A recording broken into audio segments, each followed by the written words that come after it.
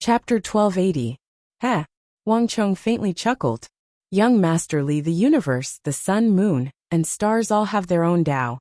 All things have their own principles. Rivers flow from high places to low places, the sun, moon, and stars rise from the east and set in the west. These are all simple truths that everyone knows. But your actions and your methods are destined to fail. An antelope can coexist with a goat, but a tiger and a lion cannot share a cage.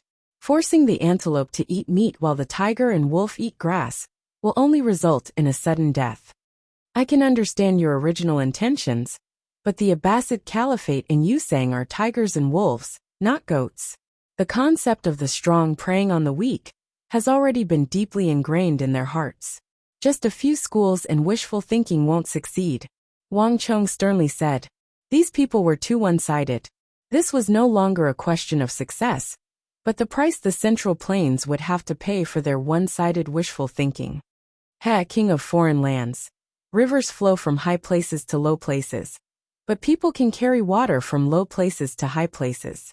The sun, moon, and stars rise from the east and set in the west, but when they are not present, people can light torches to illuminate the night sky. There are some things that if one doesn't even have the courage to try, how can one know if they will succeed?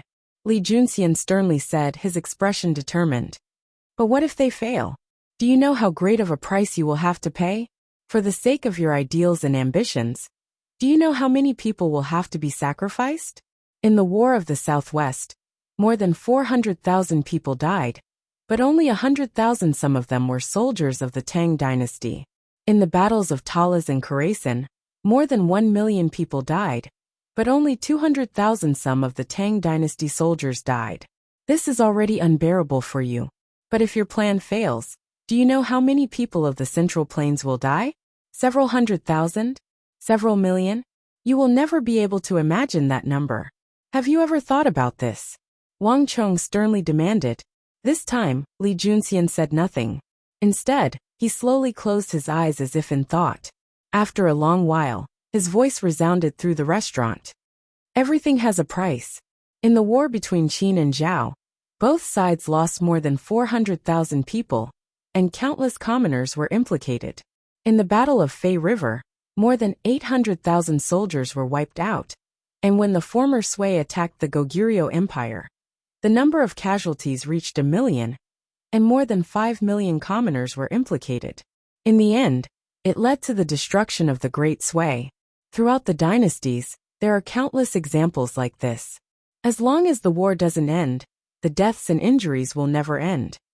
Since ancient times, the number of people who died and were injured because of ideological differences is more than 10 million. If we can achieve the great harmony of the world and put an end to war, then all the sacrifices will be worth it. Li Junxian sternly said. His voice was extremely calm, without the slightest ripple of emotion. It was like he was speaking of an ordinary and trivial matter. Ridiculous. You're treating the fate of the country like a game.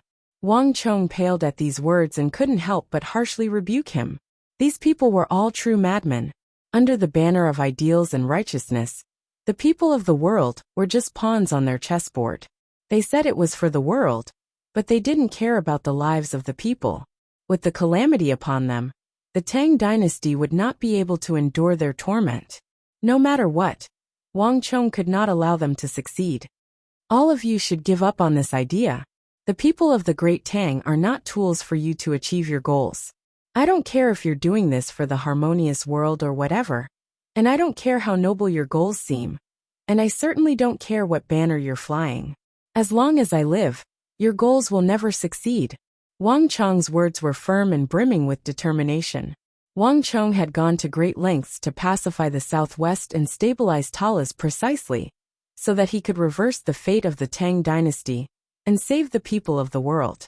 These people seemed to have the same goal as him, but in reality, they were doing the exact opposite. The Central Plains and the millions of people of the world had become the chips and tools for their gamble. Whether in his previous life or this life, Wang Chong would never allow these people to succeed. Buzz.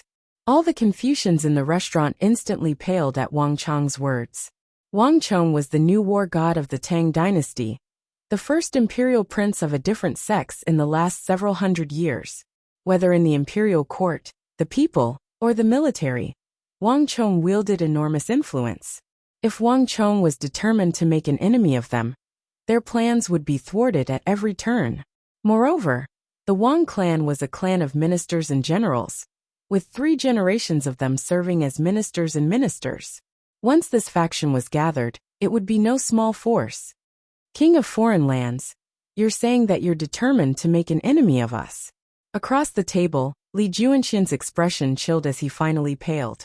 From start to finish, he had been trying to win over Wang Chong. With the help of Wang Chong, the king of foreign lands, they would face much less pressure. But things did not go as he wished. Wang Chong appeared to have steeled his heart to oppose them, and this was the last thing Li Juanxian wanted to see. It's not that I'm making an enemy of you, but that you are making an enemy of me. The world is not your chessboard, and the people are not your toys. I will give you one last chance. Pull back before it's too late. Otherwise, I will uproot all of you. Zhang Chaoshu's matter is only the beginning. If I can pull out one Zhang Chaoshu, I can pull out countless Zhang Chaoshu and eliminate all the chess pieces you've placed in the imperial court. Wang Chong coldly said. Wang Chong had not come to Drunken Moon Pavilion purely to meet with Li Juanxian. The naivety and childishness of these people had already done harm to the Tang dynasty. Wang Chong would not permit them to continue and inflict even greater harm. Bang! Everyone in the restaurant paled at Wang Chong's threat. Impudent! Arrogant! The Confucians in the restaurant angrily rebuked, and in the blink of an eye, a vast aura erupted from their bodies and locked onto Wang Chong. But a moment later, Li Juanxian made a small movement that immediately stopped them. Wang Chong! Li Juanxian's snow-white sleeves flapped in the wind as he stood up from his seat. The smile on his face was gone, replaced by solemnity. He no longer addressed Wang Chong as king of foreign lands, but by his name. The harmonious world is the trend of the times, and it cannot be changed by anyone's will. Whether you are a general, minister, or a marquis, all of you are insignificant in the face of this trend. A mantis trying to stop a chariot overestimates its own strength. In the end, not only will you not be able to stop the wheel of history, you will only invite the fire and be crushed into ashes. Whether it is the Southwest or the Northwest, I believe that you and I are the same kind of person. This is also why I have tolerated you time and time again. Thus, even though you rejected me last time, even though I knew that you might not agree, I was still willing to wait in this restaurant for you to come and try to persuade you one last time. Alas, your stupidity is even more formidable than I imagined. This is not a threat, but your own destruction. In the end, you and the Wang clan behind you will pay the price. Any stumbling block before the wheel of history will ultimately be crushed into powder, reduced to the dust of history. As Li Juanxian spoke, he slowly straightened his body, his snow-white robe flapping in the wind. At the same time, a boundless and disdainful aura erupted from his body, one that was not one bit inferior to Wang Chong's. Wang Chong's pupils constricted at these words, his expression turning frigid. It seems that our paths are different, and we cannot work together. Since that's the case, farewell. With these words, Wang Chong drained the wine on the table and left with a flick of his sleeve. In this meeting, neither Wang Chong nor Li Juanxian had been able to convince the other. The two had different experiences and different ideals, foreordained that they would never be able to walk together. As Wang Chong stood up and walked out of the restaurant, all was deathly still, no one speaking. Wait a moment.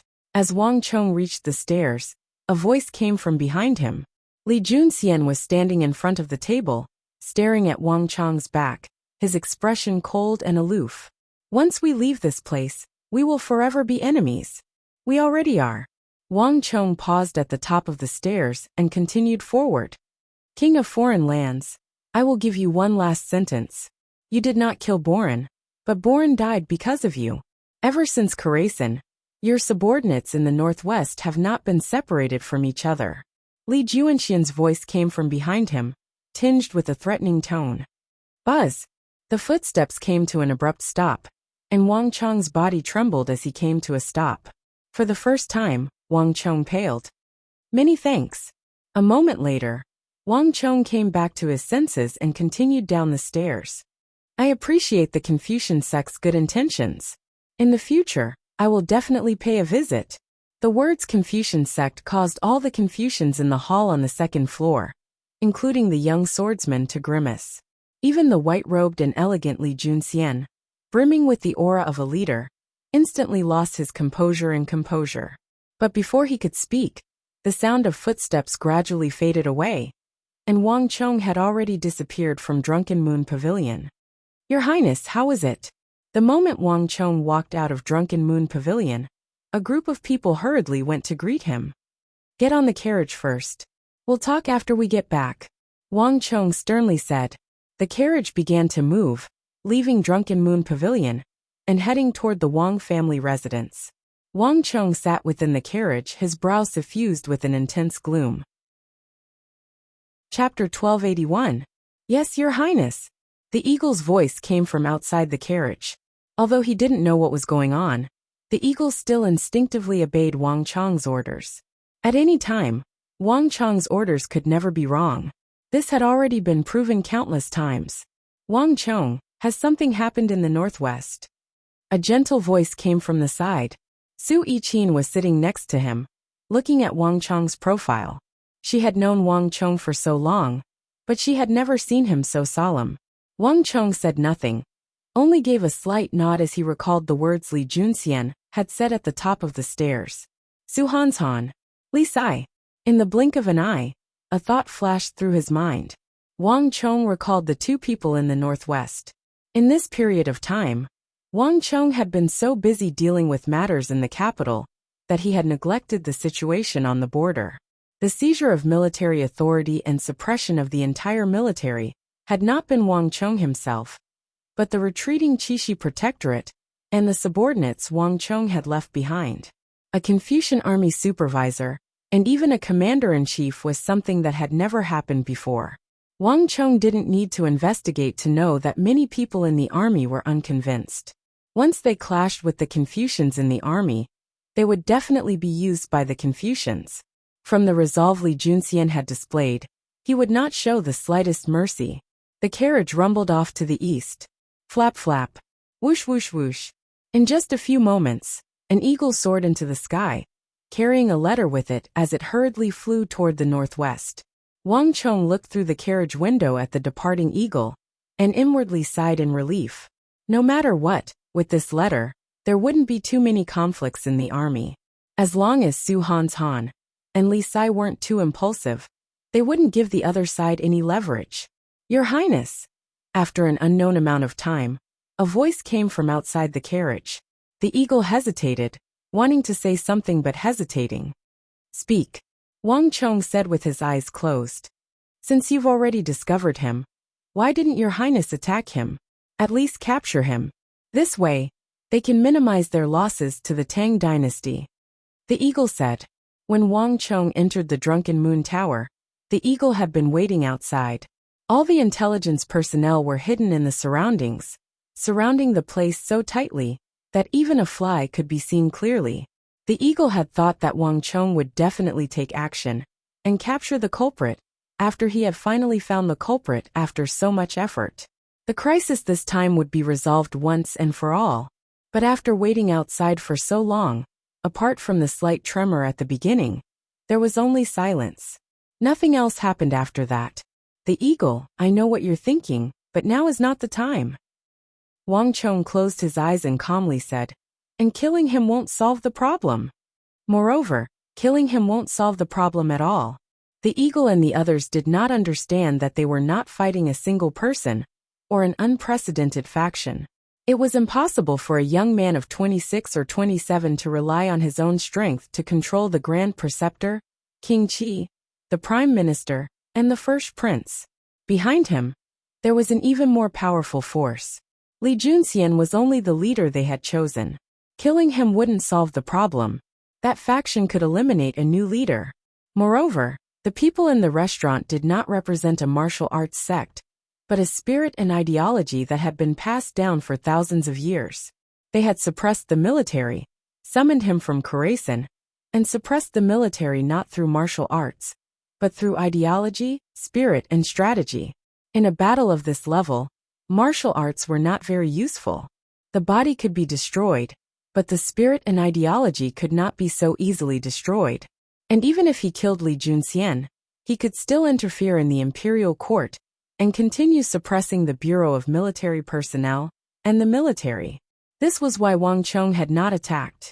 But now that he had finally found the leader of this faction and tracked him down, once he killed him, those people could quickly choose another leader. At that time, it would be even more difficult for Wang Chong to find and understand them. When a faction moved from the light to the shadows, it was almost impossible to capture. Moreover, Old Eagle and the others had neglected one most important factor: Li Junxian's martial arts. Wang Chong once more recalled the scene in the restaurant, where he had touched wine cups with Li Junxian and tested each other's strength. At present, Wang Chong's cultivation was unrivaled in the world, infinitesimally close to the subtle realm. But if he hadn't seen it with his own eyes, he would have never believed that there was someone in the same generation as him who possessed a similar level of cultivation. That white-robed youth in the restaurant, Li Junxian, possessed unfathomable strength, definitely surpassing the great general level. And in terms of psychic energy, he was probably even stronger than Mazel. The reason why Wang Chong was able to reach such a level of cultivation at the tender age of 18 was due to the experience of his 2 lives and his constant hard work. In addition, he possessed a wondrous technique like the great Yin-Yang heaven creation art, which allowed him to constantly absorb energy from all kinds of powerful opponents. However, the other party was only 26 or 27, yet he possessed such a powerful cultivation, able to stand on equal footing with him. This wasn't something that could be explained by hard work. Behind him, there was a powerful and unimaginable force: the Confucian sect. A thought instantly emerged in Wang Chong's mind. Wang Chong had carefully observed the Confucians in Drunken Moon Pavilion, and noticed that a considerable number of them had a black insignia on their wrists, identical to the one on the 3 Confucian experts who had taken over his military authority in Khorasan. At the start, Wang Chong had only vaguely sensed that he had seen it before, but he couldn't remember where. But in this period of time, Wang Chong finally remembered. He had never seen this unique insignia in this life, but it came from his memories. When the last of the human experts had gathered together at the end of the world, a group of Confucian experts had this unique insignia on their wrists. They had been running around, loudly proclaiming their theories, and they were extremely unique in the apocalyptic world. Later on, the otherworldly invaders had once more invaded the camp, and these people and some other apocalyptic experts had vanished in that battle. Wang Chong had not paid any special attention to them. He only knew that they called themselves the Confucian sect, and that they had a black insignia on their wrists that ordinary Confucians did not have. The 2 were identical. In the cycle of history, when he was reborn and changed the southwest and Talas, pushing the power of the Tang dynasty and the influence of the militarists to its peak, history began to change. The Confucian sect, which had not appeared in his last life, stepped onto the stage of history and began to suppress the militarists. Let's go back first. Wang Chong quickly came back to his senses. The enemy's tracks had been revealed, and the culprit behind the curtain had been revealed. He needed to think of a countermeasure. Young master, this is impossible. How could he know about our Confucian sect? As Wang Chong was leaving Drunken Moon Pavilion, a middle-aged scholar of around 34 walked up behind Li Junxian and stared in shock in the direction Wang Chong had left. The matters of our Confucian sect have always been secretive. Other than a few core members, not even the Grand Preceptor knows much about it. How could a teenager like him know about the existence of our Confucian sect? The middle-aged scholar's words were exactly what everyone else was thinking. None of the words that Wang Chong had said could compare to the words Confucian sect that Wang Chong had uttered. This was an indescribable feeling. It was like a person had hidden a secret for a very long time, believing that no one would notice, only to discover that a single sentence from their opponent had revealed it. The restaurant was quiet. Li Junxian, dressed in snow-white robes, also had a pensive look in his eyes. For some reason, His straight and imposing brows had creased. The middle-aged scholar's doubts were also his own doubts. The threat that Wang Chong posed to them was far greater than they had imagined. The Confucian sect had never thought about hiding behind the scenes. If they wanted to change the world, they would eventually have to step out from behind the scenes and onto the stage, but Li Junxian had imagined that this would take a very long time. Ever since the incident at Khorasan, countless factions had been investigating him, but none of them had been able to find anything. But Wang Chong had only been in the capital for 3 or 4 days. Yet he had already been forced out, and in less than 10 days, he had found his true body.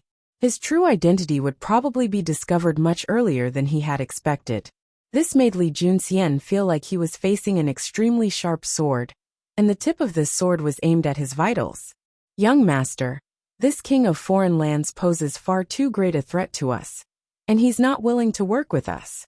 He'll eventually become a stumbling block that will severely affect our plans. If we had attacked just now, we would have had an extremely high chance of killing him. Why didn't young master let us attack? At the same time, an old voice came from the left, and another Confucian old man in his 50s walked up from behind. His expression was old-fashioned, and his eyes shone with a dangerous light. This Confucian elder had given off the impression of being extremely weak and insignificant. But now, with Wang Chong gone, the elder finally revealed a portion of his cultivation. In a flash, a majestic energy erupted from his body, not one bit inferior to Wang Chong's or Li Junxian's. Elder Song, you're right. This youngest son of the Wang clan is likely to become our greatest obstacle in the imperial court. But now is not the time to touch him. Talas, Khorasan, and the southwest, 3 major battles in total, have pushed his reputation to its limits. You saw it when he returned to the capital. Not only in the court, but even among the common people, he has an extremely high reputation. If we kill him at this time and kill him, it will only cause the common people to resent him. In the end, our plan will fall short of success, Li Junxian calmly said. Chapter 1282. Clang! At this moment, the sound of a bell came from outside Drunken Moon Pavilion, accompanied by cheers from the crowd on the street. It was finally time to commemorate the Buddha's birthday. Young master, it is time to offer sacrifices to the saints. A figure stepped forward and whispered. It was none other than the white-robed scholar Li Junshan, who had taken Li Junxian's place in the wooden door. Li Junxian blinked, took in a deep breath, and quickly turned around. Someone at his side had already offered him a prayer written in cinnabar. The strength of the world, the hearts of all things, the 100 saints of the 100 saints. We of the younger generation of the Confucian sect, Li Junxian, are bound to carry on the great wish of the 100 saints, to work together as one to realize the long-cherished wish of the 100 saints of the great harmony of the world, to unite the 4 seas into one, to eliminate the scourge of war, and bring peace to the world. The great Tao is difficult, and sacrifices are bound to be made. As long as the common people are fortunate, and no longer treated like grass or fish, even if our bodies are crushed, we will not hesitate. This oath is borne by the heavens and earth, witnessed by ghosts and gods. With the white-robed Li Junxian at their head, the group raised their wine cups, their expressions solemn, and their eyes brimming with determination. The loud and clear voice resounded throughout the entire restaurant, but under the effect of an invisible force, the voice was confined within the restaurant. Even the waiters and the shopkeeper behind the counter on the first floor, who were close by, had lazy expressions on their faces, as if they couldn't hear anything. It was as if they were in another world that was separated from the rest of the world. To the saints! To the saints! Once the prayer was finished, Li Junxian raised his cup and drained it in one gulp. Soon after, everyone else in the restaurant, their expressions suffused with determination, also drained their cups. Young master, do you need me? Once the ceremony was over, a voice came from behind Li Junxian. The black-robed man wearing the white mask slowly walked up to Li Junxian, his hands gripping a simple and unadorned sword. At the same time, everyone in the room focused on Li Junxian. The mood was solemn. The 100 saints of the 100 saints were the final ceremony.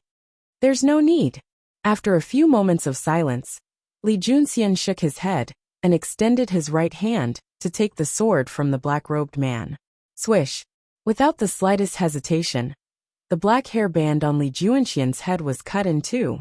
The moment the black hairband fell to the ground, it seemed to weigh a great deal. Cutting off his hair was like cutting off his head. Once it started, there was no turning back. Let's go. With a grave expression, Li Junxian walked out of Drunken Moon Pavilion with his snow-white feet, followed by the rest of the group. The Wang family estate was heavily guarded. At this moment in the study, Wang Chong sat motionlessly with his eyes closed, meditating. In front of him was an old map of the continent. This was the map that Daluan Ruozhen had brought out of Uzhen, the most precious map of the world. At this moment, the territories of Uzhen, the Eastern Turks, the Western Turks, the Goguryeo Empire, the Xi, the Khitans and Arabia to the west had all been marked out by Wang Chong with black pieces. Moreover, 3 small red triangular flags had been planted in the territories of Arabia, Uzhen, and Yuzhou to the northwest. Troubles from within and without. After a long while, Wang Chong opened his eyes and gave a deep sigh. In this massive upheaval in the imperial court, Wang Chong would not just have to face Li Junxian and the mysterious Confucian sect he led, but also the many enemies of the Tang dynasty on the border. Although the Tang dynasty had won major victories at Talas and Khorasan, it had also paid a heavy price. The Tang dynasty had gone to great lengths to obtain its current situation, but an internal strife had ruined everything. Wang Chong could even imagine that Uzhen's Dalen Trinling, the Western Turks' Ishbara Khagan, the escaped Dawusili, the Goguryeo Empire's Yungasaman, and Arabia's Mutasim III would all be beaming with joy, perhaps even adding fuel to the fire. They were using the conflict between militarists and Confucians to further tear the Tang dynasty apart. But this was not the only thing that worried Wang Chong. As he looked past the biting protectorate to the Turkic steppe in the north, no one knew better than Wang Chong that a little ice age, rarely seen in centuries, would soon sweep down from the north. Last year's blizzard of Khorasan, which had frozen hundreds of thousands to death, paled in comparison. In the face of this unprecedented winter, all the nomadic tribes of the north of the Central Plains would be forced to band together and march south to attack the Tang dynasty. And after that, that enormous army of otherworldly invaders that would not die even if their vitals were wounded would descend from the heavens and bring true death to this world. There was far too little time left for him. Swish! Wang Chong picked up a brush from the brush rack, grabbed a few sheets of paper, and pressed them down with a paperweight. After a few moments of silence, he began to write.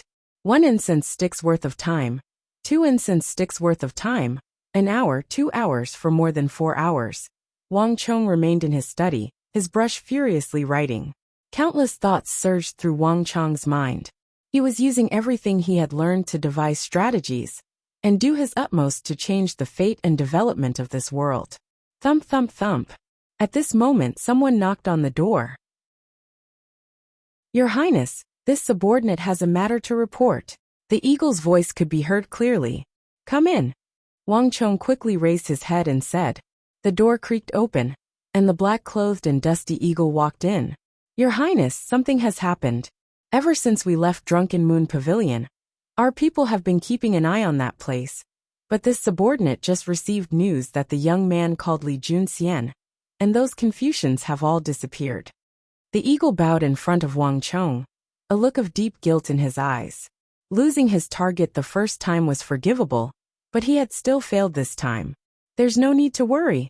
The eagle had originally believed that Wang Chong would at least give him a few words of rebuke, but to his surprise, Wang Chong remained completely unperturbed, as if he had long ago predicted this situation. That Li Junxian is much stronger than you, so it's understandable that you couldn't find him. Wang Chong indifferently said.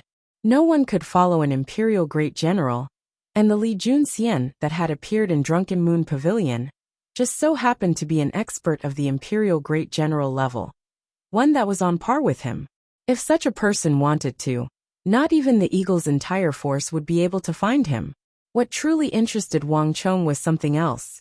You just said that those Confucians had also disappeared. What's going on? Li Junxian isn't easy to follow. But those Confucians should be much easier to follow. Our people were able to follow them at the start, but we quickly realized that after they left Drunken Moon Pavilion, they had all left the capital. Moreover, while we were following them, it was clear that another faction was interfering. If it wasn't a large number of identical carriages appearing along the way, it was a large group of people. Some of our scouts were even knocked unconscious. The eagle sincerely said, if the other party had remained in the capital, the eagle was confident that he could have followed them. But if they had left the capital, not even the eagle would have been able to keep up with the vastness of the 9 provinces, let alone if the other party had been prepared. Wang Chong frowned at these words, but he quickly relaxed. Let them go. Since they've already revealed themselves, they can no longer hide. No matter how long they disappear, they'll eventually reveal themselves. Your subordinate understands. The eagle immediately lowered his head. That's right. Wang Chong picked up a few envelopes from the table and passed them over. These 6 letters have all been sealed. Send them to the addresses on them. This matter must be kept extremely secret. Not even Suki and the others can know of it. Understood? The eagle was startled. He had been at Wang Chong's side for some time now, but he had rarely seen Wang Chong speak in such a solemn tone. Not even Suki and the others could know of this. Yes, Your Highness. The eagle asked no more questions. Taking the letters, he quickly left the study. A few moments after Old Eagle left, a servant of the Wang clan hurriedly rushed into the room. Young Master, Chamberlain of Palace Revenues Lord Yang Zhao, requests an audience. Oh! Wang Chong had been meditating with his eyes closed, but when he heard these words, he opened his eyes. A strange look flashed through his eyes. Tell him to wait a moment. I'll be right there. Ever since they parted, Wang Chong hadn't seen his sworn brother for a long time. Although the first time he showed up was in a gambling den, and he was in rags, even Wang Chong couldn't help but sigh in admiration.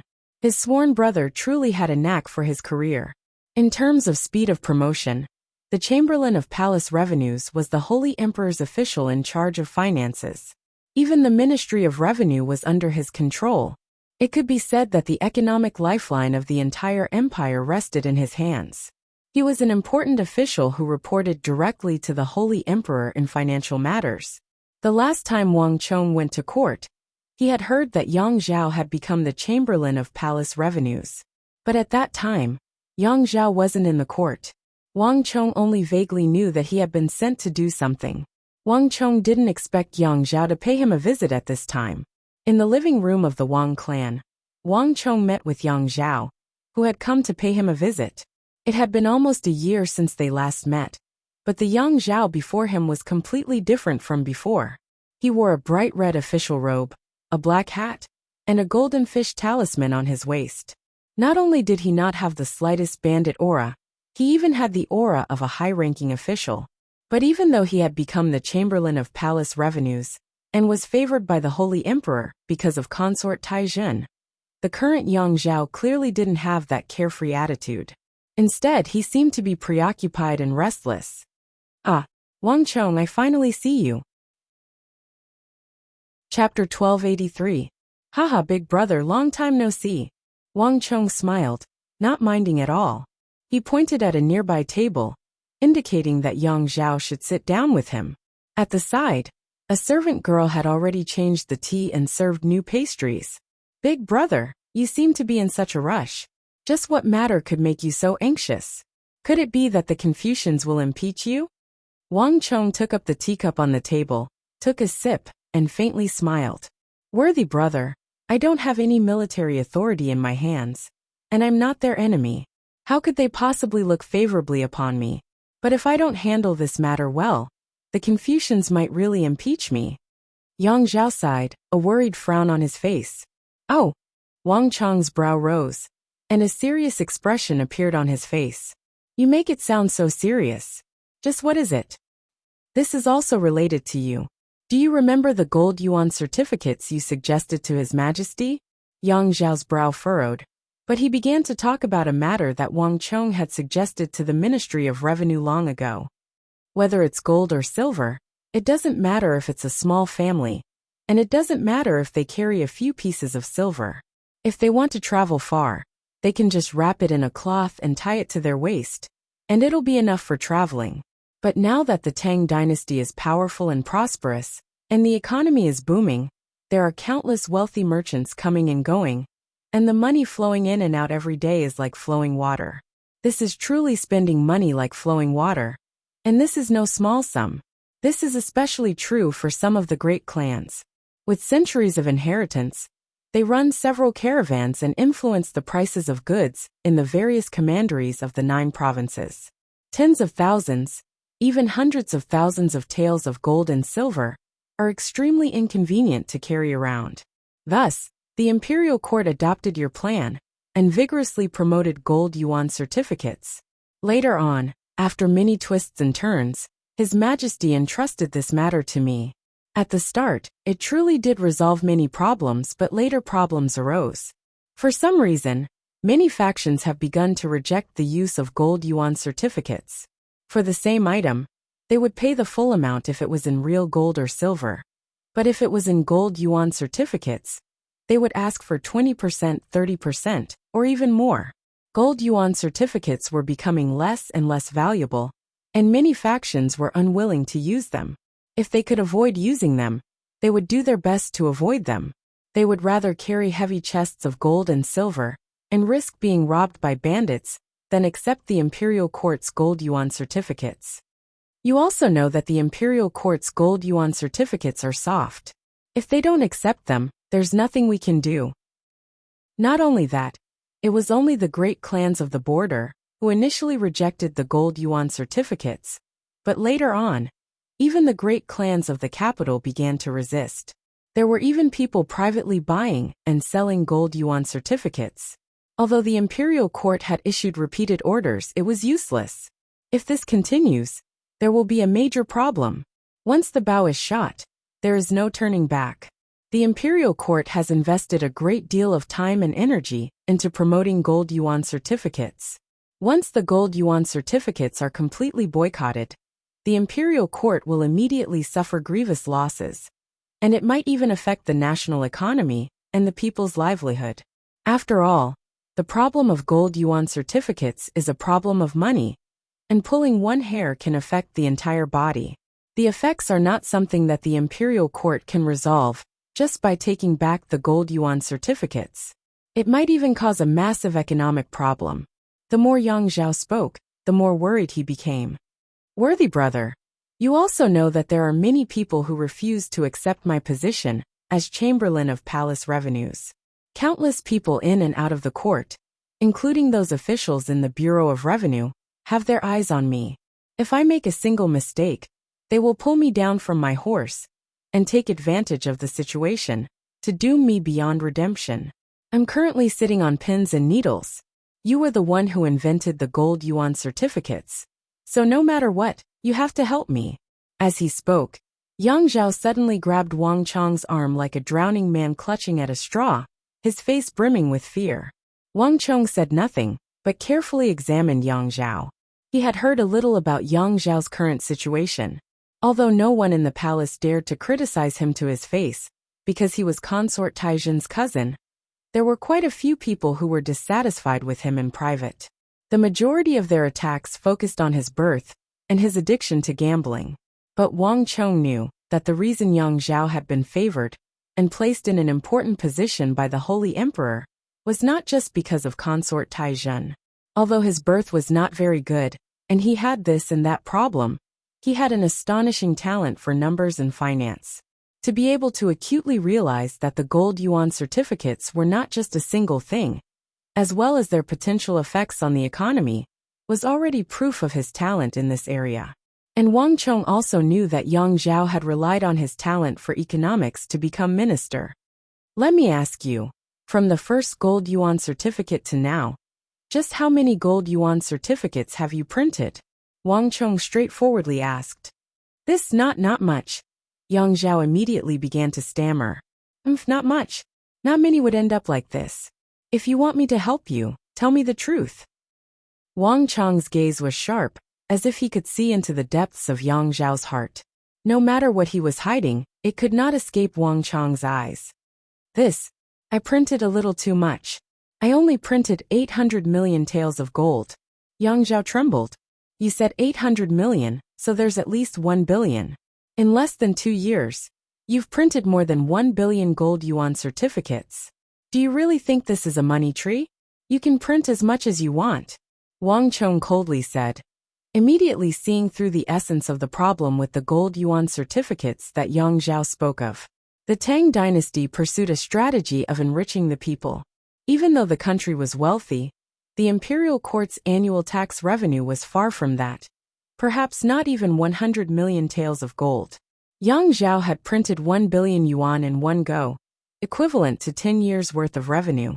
The final result could be easily imagined. Yang Zhao was still too greedy. Although he was very talented in the field of wealth and economics, his gambler's nature had immediately erupted from the treasury of gold yuan certificates. He had completely used this policy of benefiting the people and future generations as a tool to make money, although the majority of the money he had plundered had gone into the imperial court's treasury for the benefit of the people. His actions had completely destroyed the original intention that Wang Chong had had when he had suggested the imperial court establish gold yuan certificates. This kind of paper money and gold yuan certificates was becoming less and less valuable, and they were even being sold on the black market. In another world, there was a word to describe this situation: inflation, or more commonly, overissuance of money. When the imperial court had first introduced the gold yuan certificates, Wang Chong had suggested that the printing and distribution of gold yuan certificates had to be done with great care. They could not be indiscriminately issued or overissued, but all this had still happened. You're too greedy, Wang Chong sternly said, his expression much colder. It would have been better if the gold yuan certificates hadn't been issued, but now they're all over the world. Even if you want to take them back, it's already too late. What's done can't be undone. There are some things that, once done, cannot be undone. If the matter of the gold yuan certificates is not handled properly, do you know what will happen? Yang Zhao said nothing, but his face paled. You don't know the specifics, so I'll tell you. The first step is to use gold yuan certificates to buy them. They cost 20 to 30% more than gold. Let me tell you, this is only the beginning. Soon, the gold yuan certificates will be constantly depreciated, and a gold yuan certificate worth 100 taels of gold will be worth only 50 taels of gold. And this is a conservative estimate. Once something like this happens, there will definitely be noble clans buying gold yuan certificates and then exchanging them with the imperial court. The common people have no channels, but the noble clans do. The gold yuan certificates are issued by the imperial court.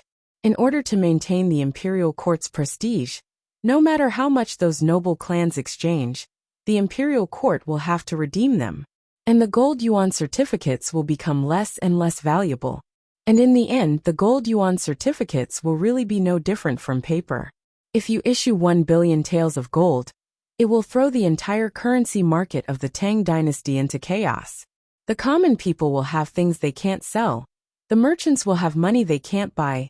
The achievements of the Tang dynasty over decades, the efforts of several generations, the blood and sweat of millions of people will all be for naught.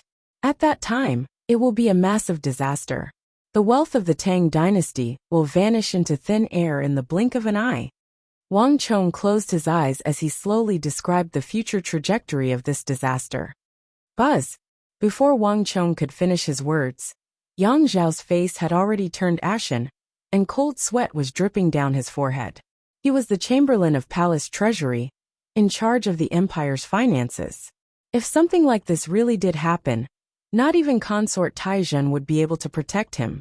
If the people became angry, he really would not be far from death. The Son of Heaven commits the same crime as the common people. Consort Taizhen was completely capable of protecting him in a small matter.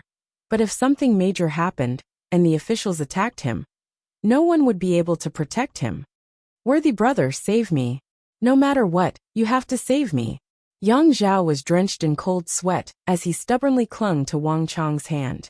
The veins on the back of his hand were bulging from the force. No one understood his current situation better than he did. In front of Wang Chong, he had still held back a little, but the true situation was far more serious, than he had described. The situation had worsened far more than he had imagined. 3 months ago, when Yang Zhao had received the news, he hadn't cared at all. But now, 3 months later, Yang Zhao had no choice but to run over to Wang Chong for help. Did they print too much? I'll tell them right now to stop printing the gold yuan certificates. If I need to take back a portion, I'll have them take it back immediately. Yang Zhao stammered. He was already in a desperate situation. Taking back the gold yuan certificates was the last thing Yang Zhao wanted to do. After all, this was money. Unless it was absolutely necessary, Yang Zhao would never do such a thing. But there wasn't much he could do now. This is just treating the symptoms and not the root cause. Even if this problem can be solved in the short term, it will still erupt in the future. Chapter 1284. Yang Zhao was struck dumb. His face as white as paper, and the cold sweat on his forehead flowed even faster. Only now did he feel some regret. He had been too greedy, and taken the position of Chamberlain of Palace Revenues. Wang Chong said nothing, his fingers lightly rapping on the table. No matter the era, parallel world, or space-time, inflation was a major problem. At best, it could drag a country from prosperity into decline.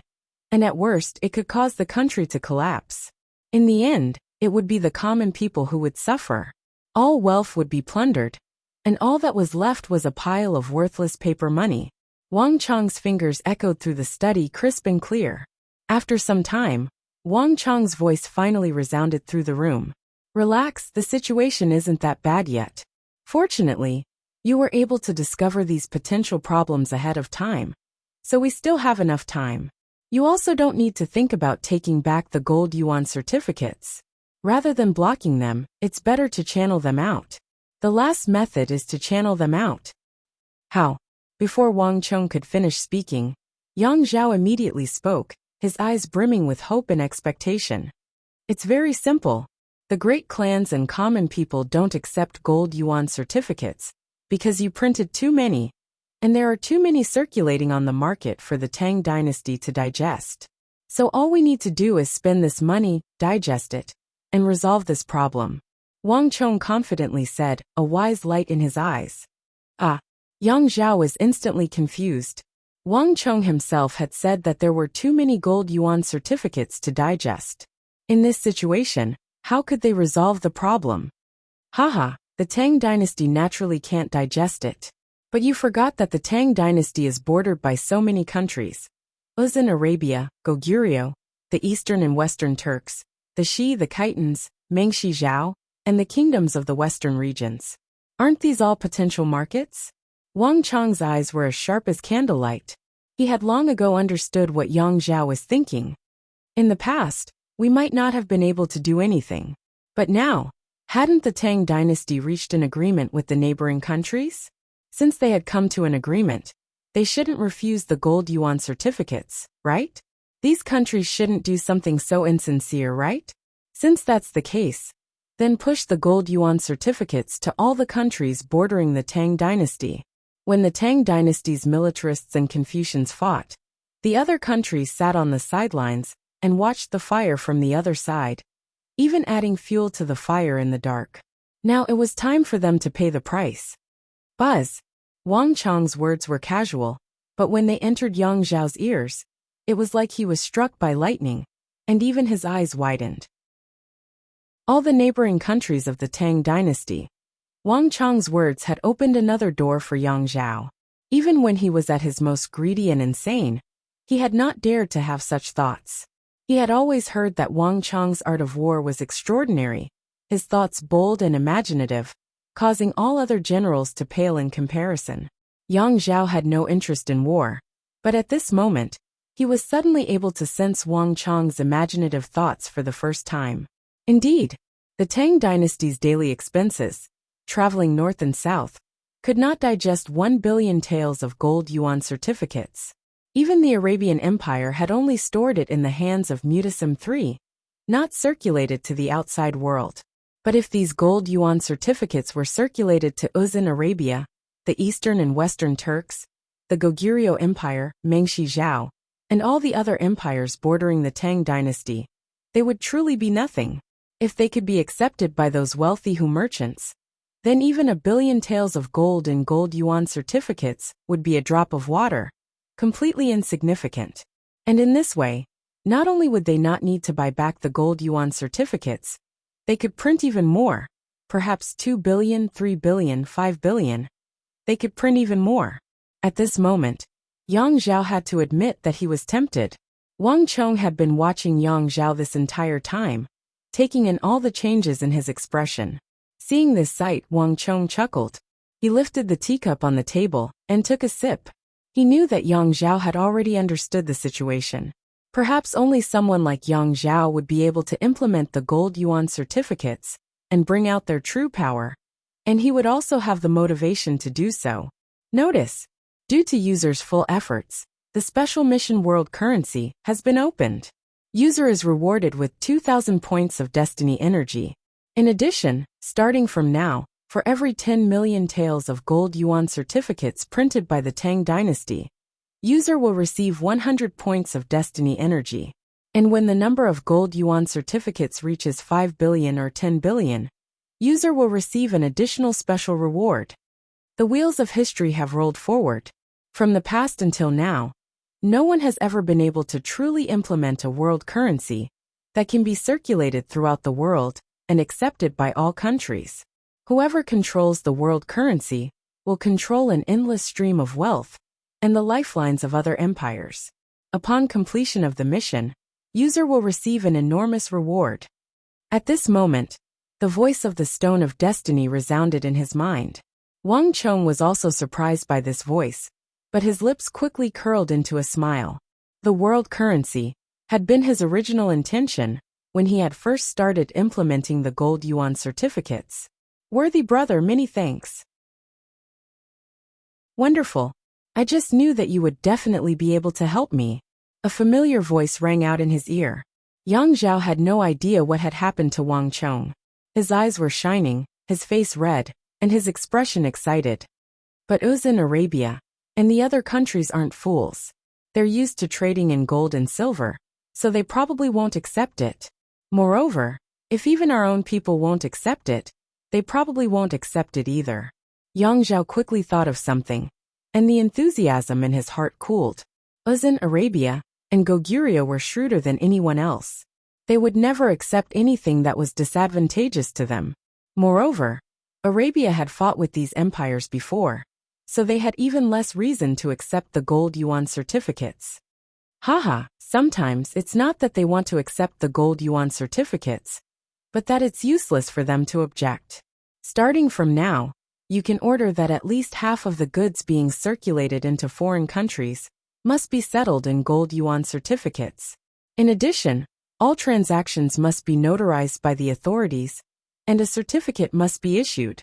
In addition, as long as the goods are settled in gold yuan certificates, they will receive a tariff reduction.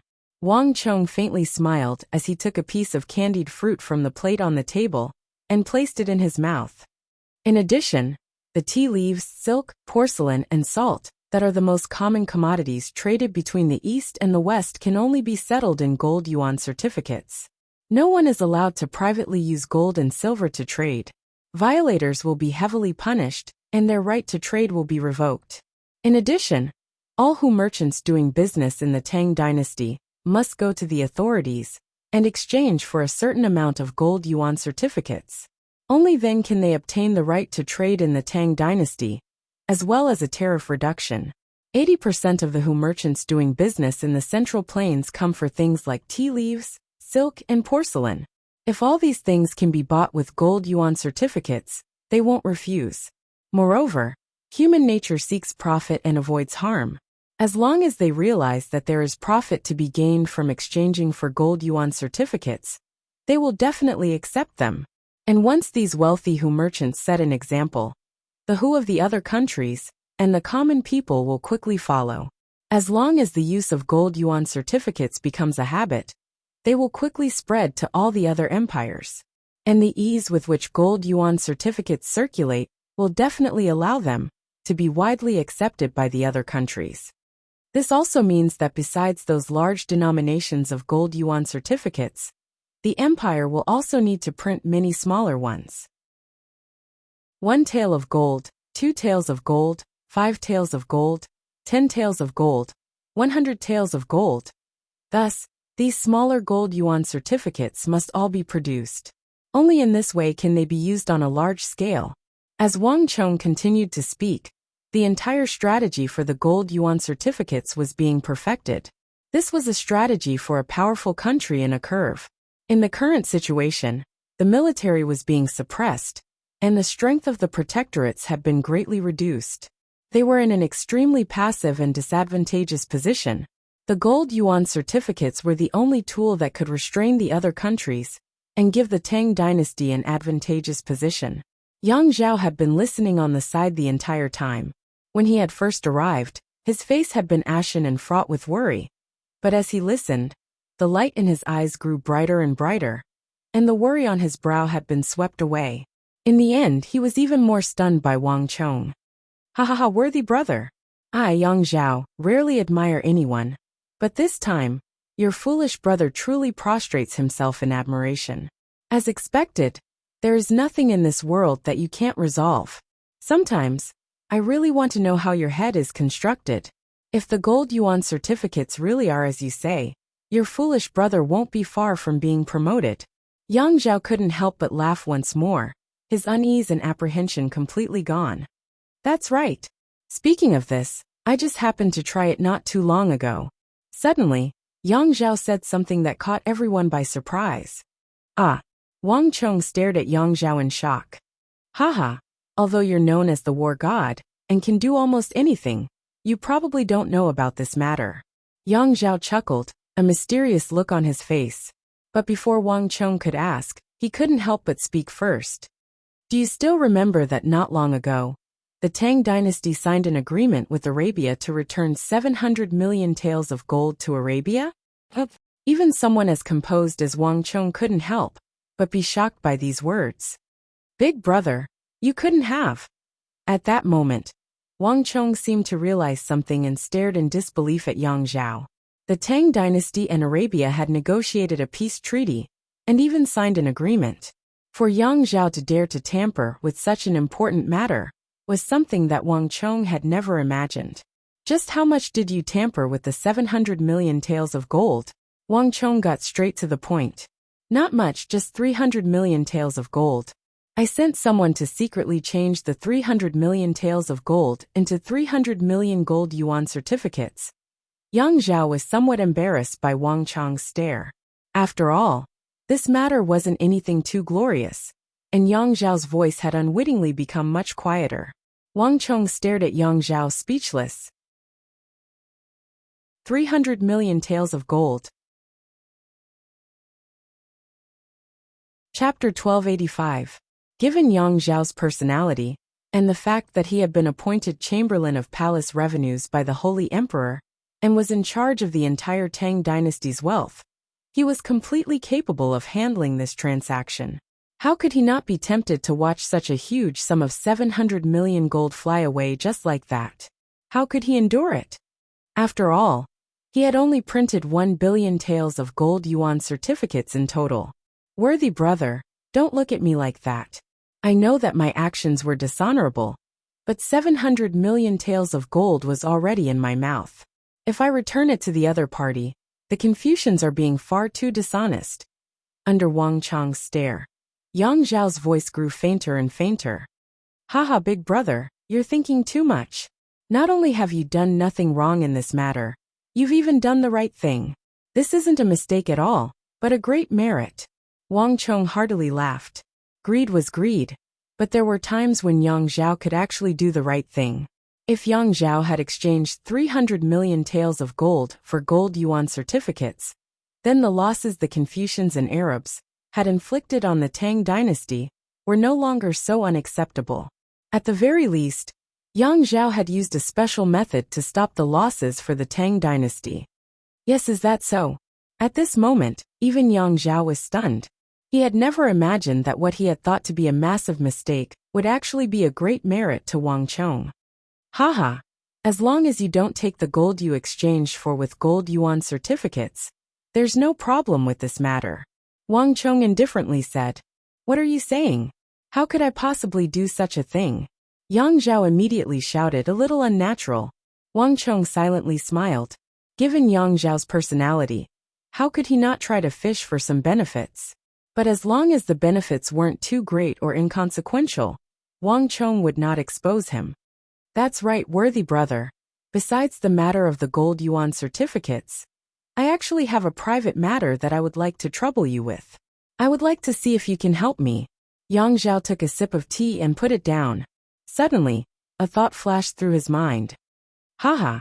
If there's anything you need, just say it all at once. As long as I can help, I will definitely help you to the end.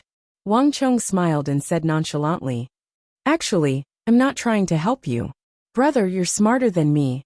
This time, my younger sister asked me to pass on a few words. She hopes that you can help her analyze it. Yang Zhao said with a straight face. Oh. This time Wang Chong was surprised. He suddenly felt that what Yang Zhao wanted to say was completely different from what he had imagined. He immediately showed an expression of listening attentively. It's actually a long story. You also know that my sister is infatuated with the Holy Emperor, but for some reason, His Majesty has become strange recently. He's completely different from before. Yang Zhao's brow creased, a look of recollection appearing in his eyes. The Holy Emperor. Wang Chong's entire body shook in surprise. He had never imagined that the second matter Yang Zhao wanted him to discuss would have something to do with the Holy Emperor.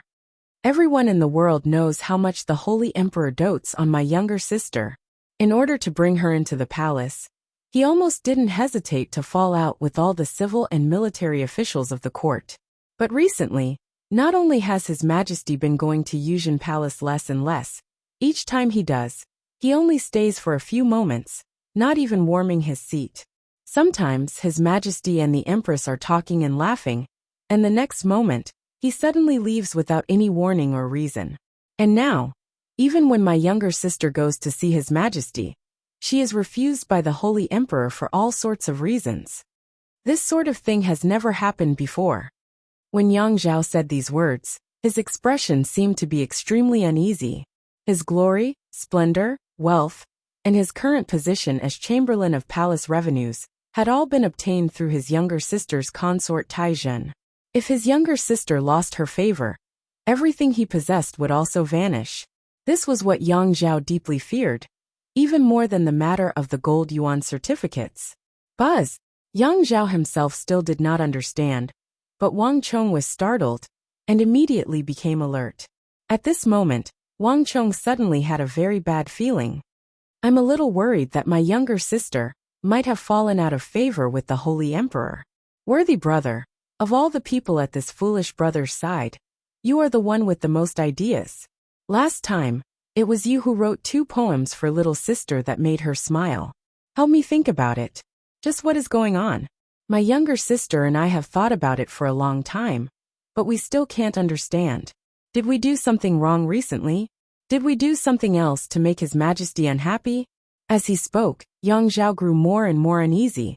The gold yuan certificates were only a temporary threat, but consort Taizhen's falling out of favor was the most fundamental. Wang Chong said nothing, but his mind was in turmoil.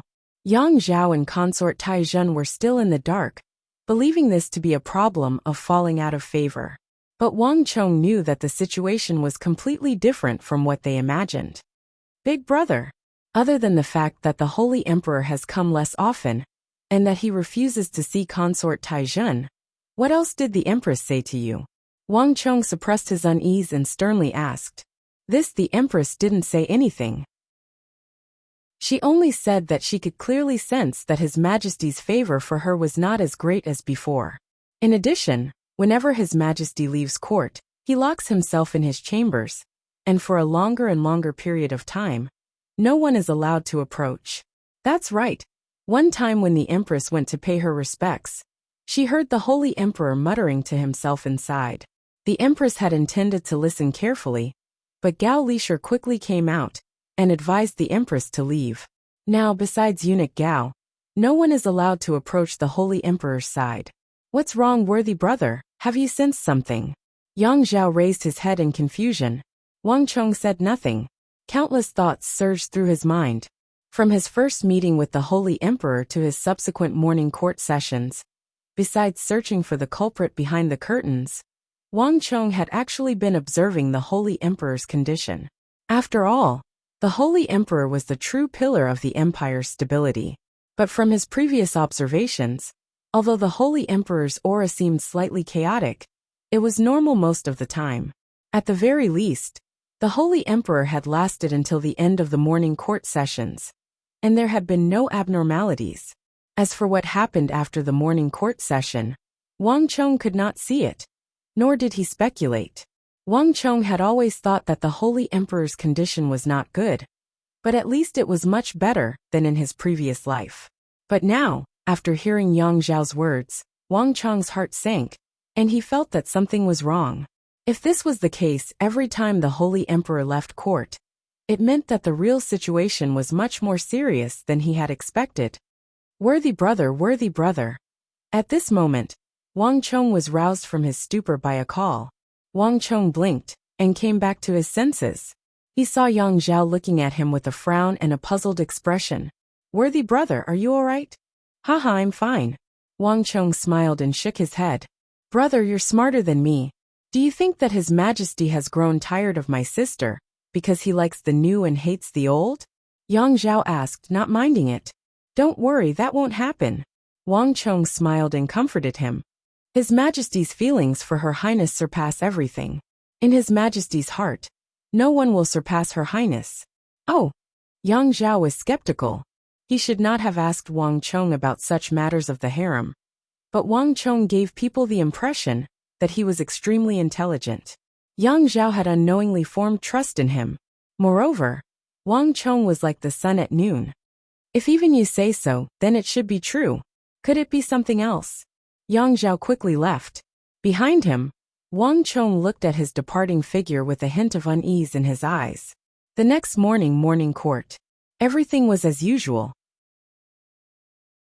Wang Chong stood at the end of the line and carefully looked up. The Holy Emperor sat high above, upright and dignified. He looked no different from usual, but Wang Chong felt a strong sense of unease. Whoosh! While Wang Chong was still thinking, something happened. Above the hall, just as the court officials were still debating, the Holy Emperor's expression changed slightly. He suddenly stood up and left without a word. In just a moment he disappeared above the hall. Today's morning court will end here. The Prime Minister will preside over the rest. At this moment, Eunuch Gao suddenly stepped forward and said loudly with a wave of his horsetail whisk. Wang Chong's body trembled as he raised his head. The hall was in an uproar. But this uproar only lasted for a few moments before everything returned to normal. Respectful farewells, Your Divine Majesty. All the officials in the hall bowed, but none of them were surprised. Wang Chong's heart instantly sank. You've seen it all. Once the court session was over, the King of Song and Wang Chong descended the long stairway made of white jade. In truth, this has happened quite a few times already. At the start everyone panicked, but they slowly got used to it. Moreover, the Great Tang has been powerful for so many years, and it has countless capable officials and generals. With the Prime Minister presiding over it, the Great Tang can still rule over court affairs, and with the supervision of the imperial censors, there shouldn't be too many mistakes. It's just that it needs to be submitted to His Majesty for review.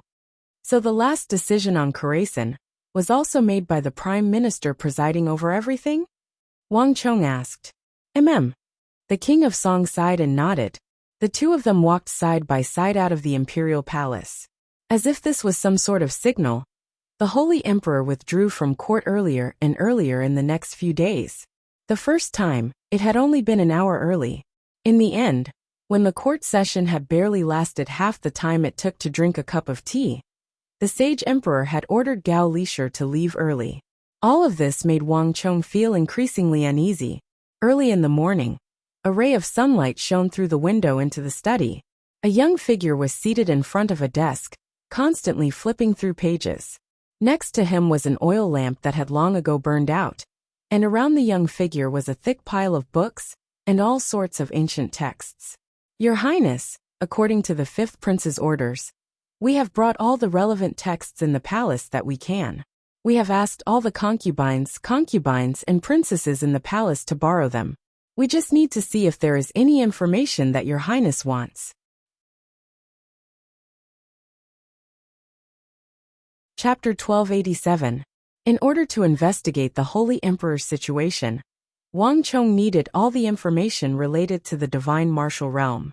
In this aspect, the common people could not compare to the imperial palace, so Wang Chong had invited the imperial palace's fifth prince Li Heng. Li Heng had always treated Wang Chong's request seriously, so he had mobilized almost all the resources of the palace. Even Li Jingzhong had been dispatched to serve Wang Chong. I know. I'll call you if there's anything. Wang Chong indifferently said. Yes, this old servant will take his leave. If Your Highness has anything else, please feel free to ask. In addition, His Highness has ordered that if there are any discoveries or developments, he hopes that he can be informed as soon as possible. His Highness is extremely filial to his father, and is extremely concerned about His Divine Majesty. As Li Jingzhong spoke, he bowed to Wang Chong, and quickly left the room. Once Li Jingzhong was the only one left in the room, Wang Chong put down the book in his hand, and looked out the window. He couldn't help but give a deep sigh. At present, with Wang Chong's status and the assistance of fifth Prince Li Heng, he was able to access far more books than anyone else in the world. But even after a sleepless night and countless books, he had still come up empty-handed. The only information he had found on the divine martial realm only mentioned that breaking into the divine martial realm was fraught with danger. Once it began, it could not be interrupted midway. It did not mention that failing to break into the divine martial realm would result in cultivation defect, causing one's martial arts to regress. Now that he thought about it, in his last life, everything he knew about the divine martial realm and the Holy Emperor had come from legends and conjectures of later generations. In the entire world, there were only a few people who had touched upon the subtle realm and knew of its existence. Even the powerful imperial great generals knew nothing about it, much less the divine martial realm above the subtle realm. If it weren't for the Saint Emperor, many people would never have known that there was such a realm.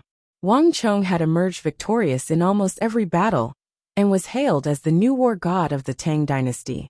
Even Kateba had died to him, and countless imperial great generals would flee at the mere sight of him.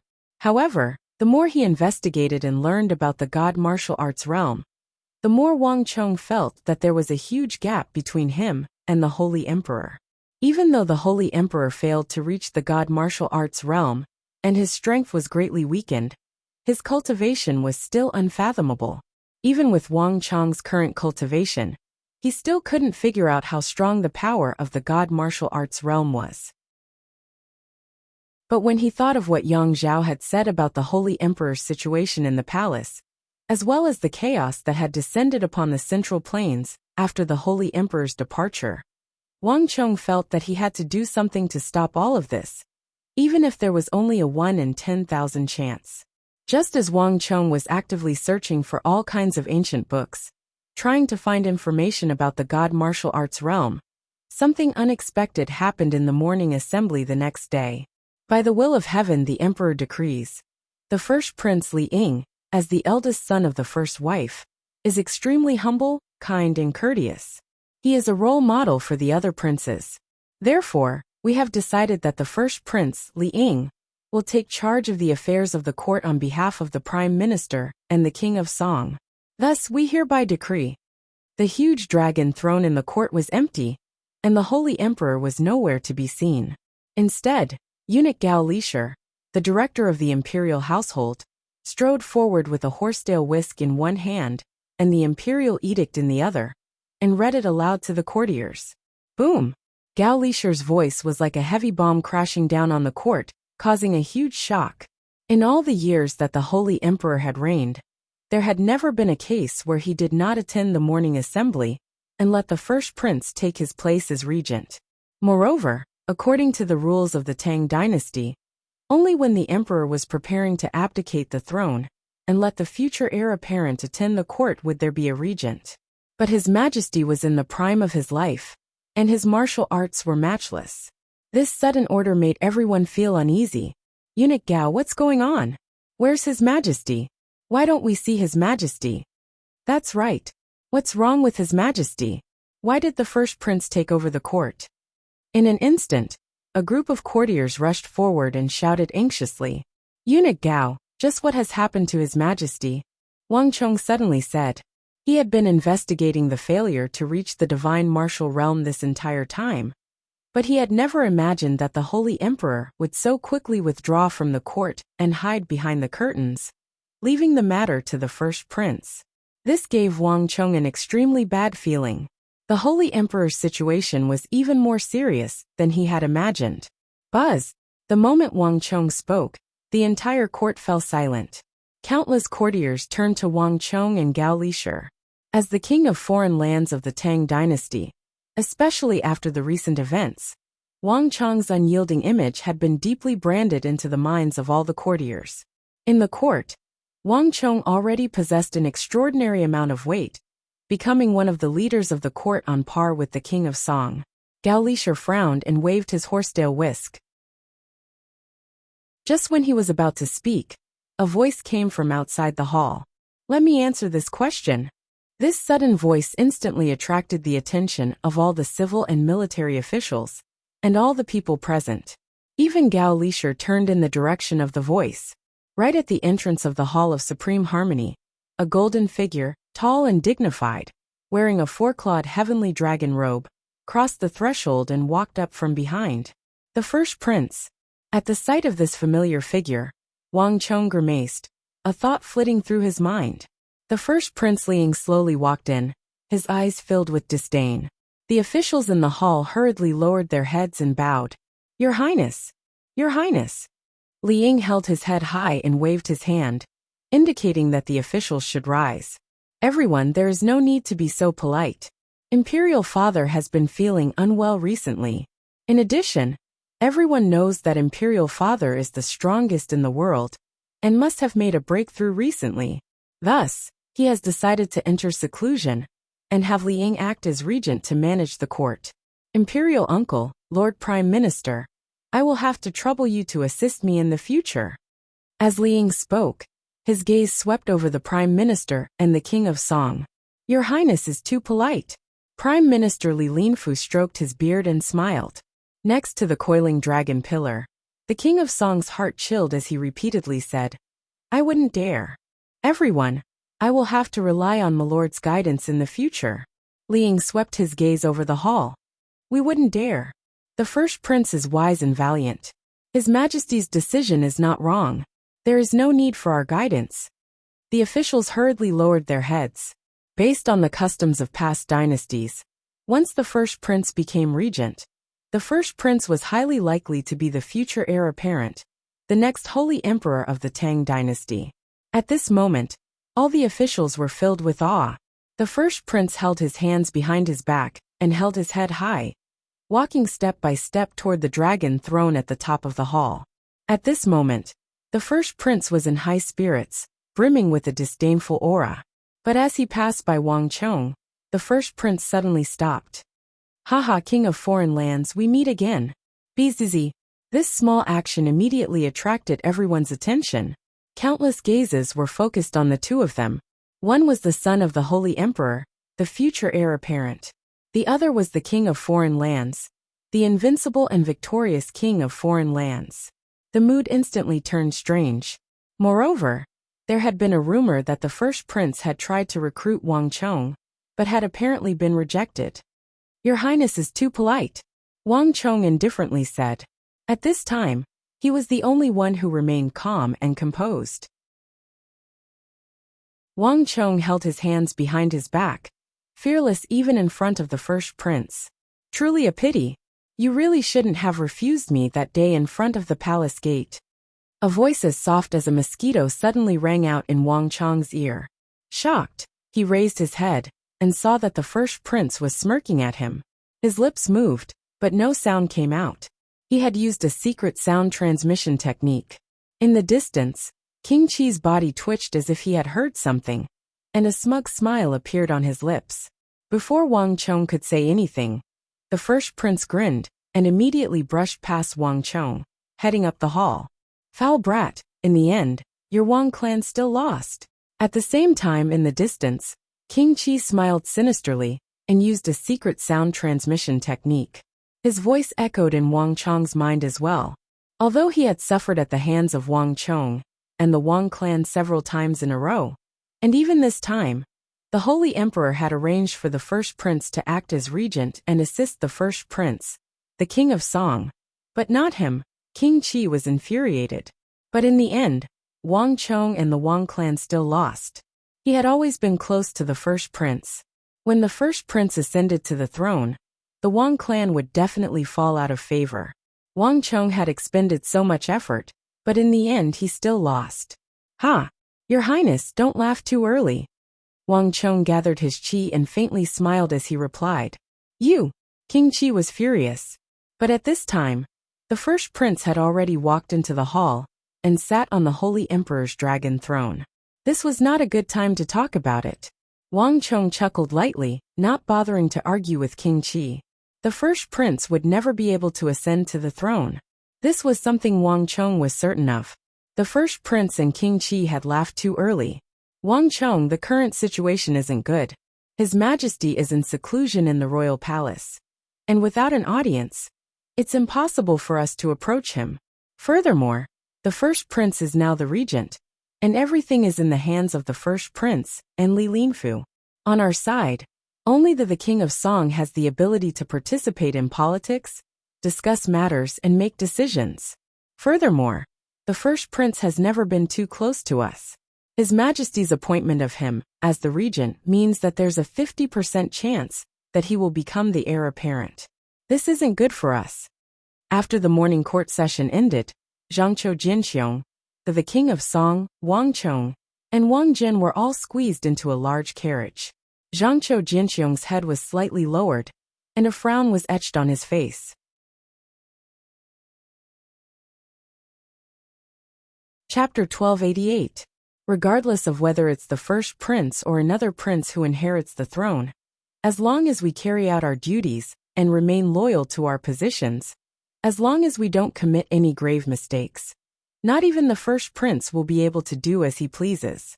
Ever since the empire's development, all of its laws and regulations have been passed down for several hundred years. This isn't something that the first prince can do as he pleases. If the emperor breaks the law, he will be punished the same as the commoners. Even the monarch cannot do as he pleases. The King of Song consoled.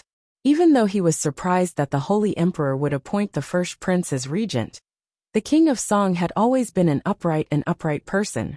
As long as he didn't do anything wrong, there was nothing for him to fear. Lords, there's no need to worry. The one who will inherit the throne of the Holy Emperor in the future isn't the first prince. At this moment, a voice suddenly echoed in the duo's ears. Wang. Upon hearing these words, the King of Song, Zhangqiu Jinxiong, and Wang Jin were stunned. They abruptly turned their heads to look at Wang Chong.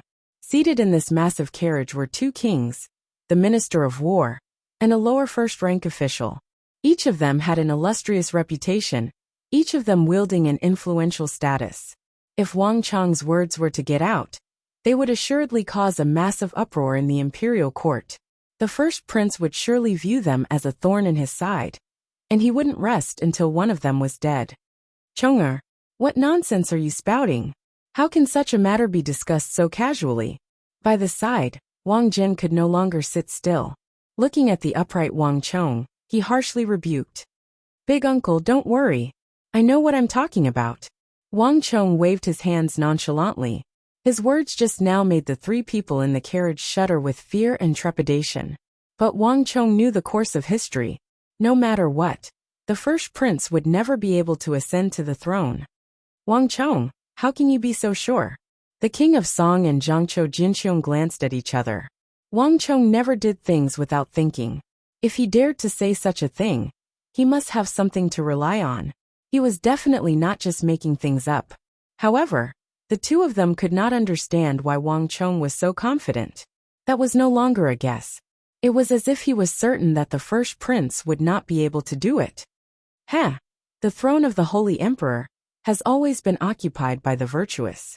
Other than the order of seniority, there is also the matter of character and moral character. The first prince's forbearance is quite good, but his character is a little lacking. Moreover, the throne of the emperor was related to the people of the world. The holy emperor had always been wise, and it was impossible for him to decide his successor based on age alone. Furthermore, if the holy emperor wanted the first prince to inherit the throne, I'm afraid that His Majesty would have appointed the first prince as the crown prince a long time ago. He wouldn't have waited until now to decide, Wang Chong said calmly. In the carriage, the trio glanced at one another speechless. Wang Chong's words were easy to understand, and it was something that everyone understood. In the depths of the royal palace, it seemed peaceful on the surface, but in private, the competition was intense. The reason was simple. The holy emperor had yet to decide on the position of the crown prince. Even though the first prince was the eldest son of the first wife, and logically speaking, he should inherit the throne. As long as the holy emperor hadn't appointed the crown prince, the matter would remain unsettled. Let's not talk about this. Your Highness, there's still an important matter that I would like to discuss with you. Wang Chong quickly changed the topic. Your Highness, the royal court has conferred me a minor position of advisor-in-waiting. But it's precisely because it isn't a high position that I have a choice. Furthermore, as an imperial prince of the Tang dynasty, and not a core official in charge of political affairs, I can be exempted from attending the morning court assembly. Now that the holy emperor isn't around, and you can keep the first prince and prime minister Li Linfu in check, I won't be attending the morning court assembly for the time being. In terms of decision-making power, I can't compare to the first prince and prime minister, and with the two of them around, it's almost impossible for any of our decisions to pass. But on the other hand, if they wish to further weaken the authority of the Bureau of Military Personnel, I can still think of a way to stop them. The King of Song nodded, not asking any further. The greatest benefit of the holy emperors bestowing upon the King of Song was that he could keep the Confucians in check and prevent the militarists from further weakening. Wang Chong, do you have a plan in mind? Zhangqiu Jinqiong asked. Wang Chong had always done things with a goal in mind. Many things that didn't seem like much at the time would later be proven correct. Lion City in the southwest, which had saved the Annam Protectorate and Wang Chong's fief in Wuxiang, had been unremarkable at the time. But later on, it was proven correct, and held an extremely important position. I truly do have a few ideas, but now is not the time to talk about them, Wang Chong calmly said. But his mind was thinking of Li Junxian, and that mysterious Confucian sect. As the four were talking, a commotion came from outside the carriage, accompanied by cheers and shouts. The four of them suddenly parted the curtain, and saw that the carriage had arrived at the illustrious Azure Dragon Street of the capital. A crowd had gathered in the busiest part of Azure Dragon Street, apparently discussing something. In the direction of the crowd, one could faintly make out several announcements on the walls. What's going on outside? The King of Song lightly patted the carriage as he spoke. Yes, Your Highness. A respectful voice came from outside the carriage. But a moment later, a figure returned and quickly appeared outside the carriage. Your Highness, the Confucians are putting up these announcements on Azure Dragon Street. The announcements say that the four seas are now at peace, and war has turned into friendship. This is the era of the harmonious world, and the Confucians have made great progress in their efforts to educate the world. The Eastern and Western Turks have built 800 schools, and 27,000, who have enrolled in these schools, to learn the Confucian culture and the language of the Tang dynasty. Uzan has built 400 schools with 8,000 to 9,000 students, and even some adult shepherds are being educated by the Tang dynasty. Mengshi Zhao has 200 schools with more than 6,000 students. Goguryeo has 300 schools with more than 7,000 students. Arabia has the most schools with more than 1,000 schools, with more than 70,000 students. All the barbarians and enemies in the universe have put down their prejudices and been drawn in by the culture of the Tang dynasty. As long as everyone upholds benevolence, righteousness, propriety, wisdom, and trust, there will be no more wars in the world. and the people will be able to avoid the chaos of war and calamity for a long time. Buzz! Before the king of Song and Zhangqiu Jinxiong could say anything, Wang Chang's pupils constricted and his face paled. Swoosh! Before anyone could react, Wang Chong flew out of the carriage. The king of Song, Lord Zhangqiu, big uncle, I have some matters to attend to, so I will leave first. Let's get in touch next time. As his voice echoed through the carriage, Wang Chong paused for a few moments in front of the Confucian announcement, and then he blinked away. In the Wang family residence, Wang Chong stood with his hands behind his back, his robes flapping in the wind. A few moments later, the eagle, Zhang Ke, Su Kai, Chung Sanyuan, and the others had all gathered at Wang Chong's side. My lord, we've already investigated. Blue Dragon Street, Vermilion Bird Street, and White Tiger Street are the busiest and most crowded places in the capital, and the Confucians have posted the announcement. Chung Sanyuan gasped for breath. He had been the first to arrive, and upon receiving Wang Chong's order, he had hurriedly gone to investigate. As soon as he heard the news, he had rushed over to report it. Hidden Dragon Street, Ghost Dragon Alley, Spring Blossom Street, and Autumn Rain Street. These places where the scions of the great clans often go to have the announcement as well. Suki added, as soon as I received the news, I sent out all my men. I've already received news that the southern, eastern, northern, and western parts of the city have all posted the Confucian announcement. My lord, it seems like that group of people is coming with a ferocious momentum and is madly building up momentum. The third person to speak was the eagle. He stared at Wang Chong, his expression extremely solemn. When Wang Chong had gone to Drunken Moon Pavilion to pay a visit to the leader of the Confucian sect, the eagle had gone with him. It was precisely for this reason that the eagle had immediately sensed the scent of a scheme from the Confucian sect's actions. My lord, I have a feeling that the Confucian sect has come prepared this time. The announcement posted all over the city is probably just the beginning, and they will soon make other moves. My lord, I've obtained information similar to Master's, but unlike Master, our people have discovered that in many tea houses and taverns in the capital, some old Confucians are lecturing on the concepts of benevolence, righteousness, propriety, wisdom, harmony is precious, and non-war. Moreover, when they are lecturing, they are using the relationship between the Tang dynasty and the surrounding countries to attract quite a few spectators. Zhang Ke bowed. Posting announcements, lecturing. Wang Chong stood in the back garden of the Wang family residence, his hands held behind his back. His eyes were half closed, countless thoughts flitting through his mind. The eagle was correct. The Confucian sect, or to be more precise, the Confucian sect, was beginning to build momentum. My lord, what do we do? The Confucian sect is coming with such a ferocious momentum, and their ultimate goal is probably us. Zhang Ke turned his head to look worriedly at Wang Chong. These words caused everyone to focus on Wang Chong. No matter what the Confucian sect did, it would ultimately target the militarists. And as one of the leading figures of the militarists, Wang Chong was bound to become their target. Don't act rashly, Wang Chong sternly said with his eyes closed, his expression extremely calm. The Confucian sect is only publicizing their achievements on the desolate border. Even without them, we still have to do this. They still haven't revealed their goal, nor have they done anything out of line. So it's not a good time for us to do anything. Building new schools and teaching the language of the Tang dynasty were things that Wang Chong had begun in Khorasan, but now the Confucian sect was doing it.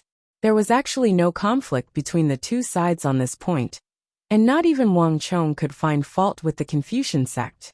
If something abnormal happens, there must be a monster behind it. The Confucian sect must be plotting something for making such a big fuss. But no matter what they want to do, they can't touch me for the time being. Their goal can only be somewhere else. Suki, write another letter to Su Han's Han and Li Sai. Tell them that if something unexpected happens, they must endure no matter what. They can't be the first to provoke us and leave behind any evidence.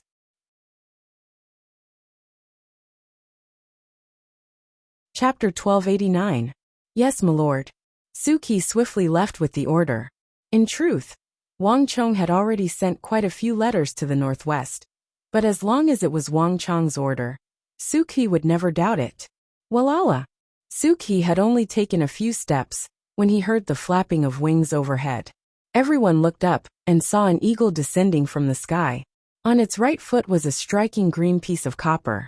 "My lord, it's a letter from the northwest," Chung Sanyuan sternly said. Wang Chong's subordinates often sent messages, and different regions had different emblems. Thus, there was no need to look at the letter to know where it had come from. The eagle landed on the eagle's shoulder. The latter tore down the letter, glanced at it, and immediately paled. "My lord, it's bad. Li Sai and Su Hanshan have sent letters. Something has happened in the army." The eagle quickly walked over and whispered into Wang Chong's ear. Rumble! A single stone stirred 1,000 ripples. As Wang Chong took the letter from the eagle, his mind was instantly in turmoil. The letter had been sent by Su Hanshan, and Wang Chong's unease and conjecture had been confirmed. With Wang Chong's departure, 3 Confucian experts had assumed command. Wang Chong's apparent demotion, and the fact that he had been escorted away by the Bureau of Rights and the Golden Guards, had infuriated the Qixi Protectorate and the mercenary army. Moreover, the Confucians' subsequent retreat from Khorasan and betrayal of their promise to the Sassanid dynasty and the rebel army had left the army extremely dissatisfied with the Confucians. Many Confucian experts had been sent to the army to supervise the army and suppress the Confucians, finally pushing the army's discontent to the extreme. Even though Wang Chong had sent several letters to Su Hanshan and Li Sai to restrain themselves, there were some things that even the two of them couldn't control. At the start there were only 1 or 2 people, but as time went on, more and more people began to talk. In the end, the 3 Confucian commanders were forced to issue an order forbidding any further discussion of Khorasan. Anyone who disobeyed would be dealt with according to military law. 3 soldiers who had been venting their dissatisfaction about Khorasan were discovered by the Confucian army supervisors and imprisoned. More and more people heard the news and began to gather around to participate in the discussion.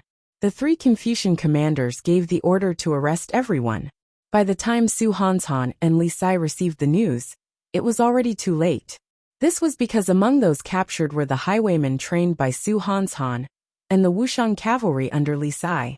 The former had a fiery temper and was easily agitated, while the latter had lost so many men in 2 major battles, only to have all their efforts go down the drain.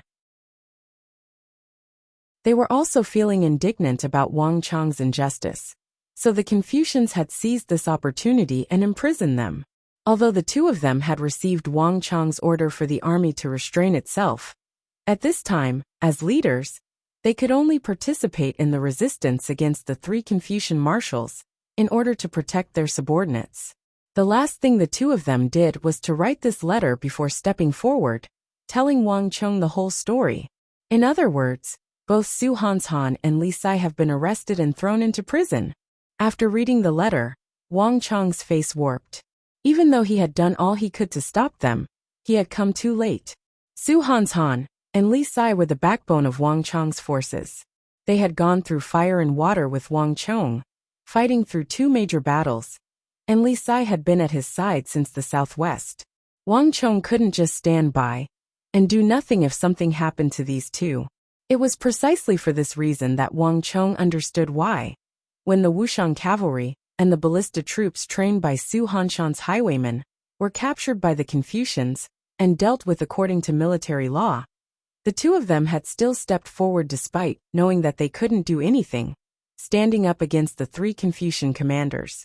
Everything seemed normal, but Wang Chong could smell the thick scent of a scheme. The eagle, I had Su Hanshan and Li Sai apply to be transferred back, and the Bureau of Military Personnel has already agreed. Why haven't the 2 of them done anything? Why are they still there? Wang Chong suddenly said. Ever since his meeting with Li Junxian, Wang Chong had mentioned to Su Hanshan and Li Sai that the 2 of them applied to be transferred back to the interior. Whether it was the capital, the southwest, Longxi, or even Yuzhou in the northwest, Wang Chong would have no problems. Given Wang Chong's current relationship with the various commanders, this was not a problem at all. In addition, The special environment in which the militarists and Confucians were fighting meant that there would not be any problems with the transfer of Su Hanshan and Li Sai. Moreover, Wang Chong had already obtained the approval through Zhangqiu Jinqiong. Not too long ago, the two of them sent a letter saying that they truly had done as Milord said. But all the documents, including the orders from the Bureau of Military Personnel, were stuck in the hands of the three Confucian commanders. The three of them used the lack of capable officers as an excuse to keep Su Hanshan and Li Sai in the army. The eagle lowered his head and sternly said, "Bastard." Wang Chong's expression darkened, his entire being turning frigid. If what he had said before was just a premonition, then Wang Chong was now sure that while everything that had happened in the northwest seemed to have been a coincidence, it had all been planned. Li Junxian. A thought flashed through Wang Chong's mind as he recalled that white-robed young man in Drunken Moon Pavilion.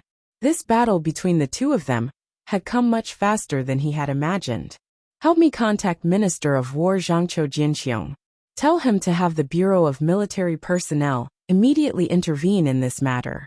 In addition, immediately write 2 letters for me, one to the Anqi Protectorate and the other to Longxi.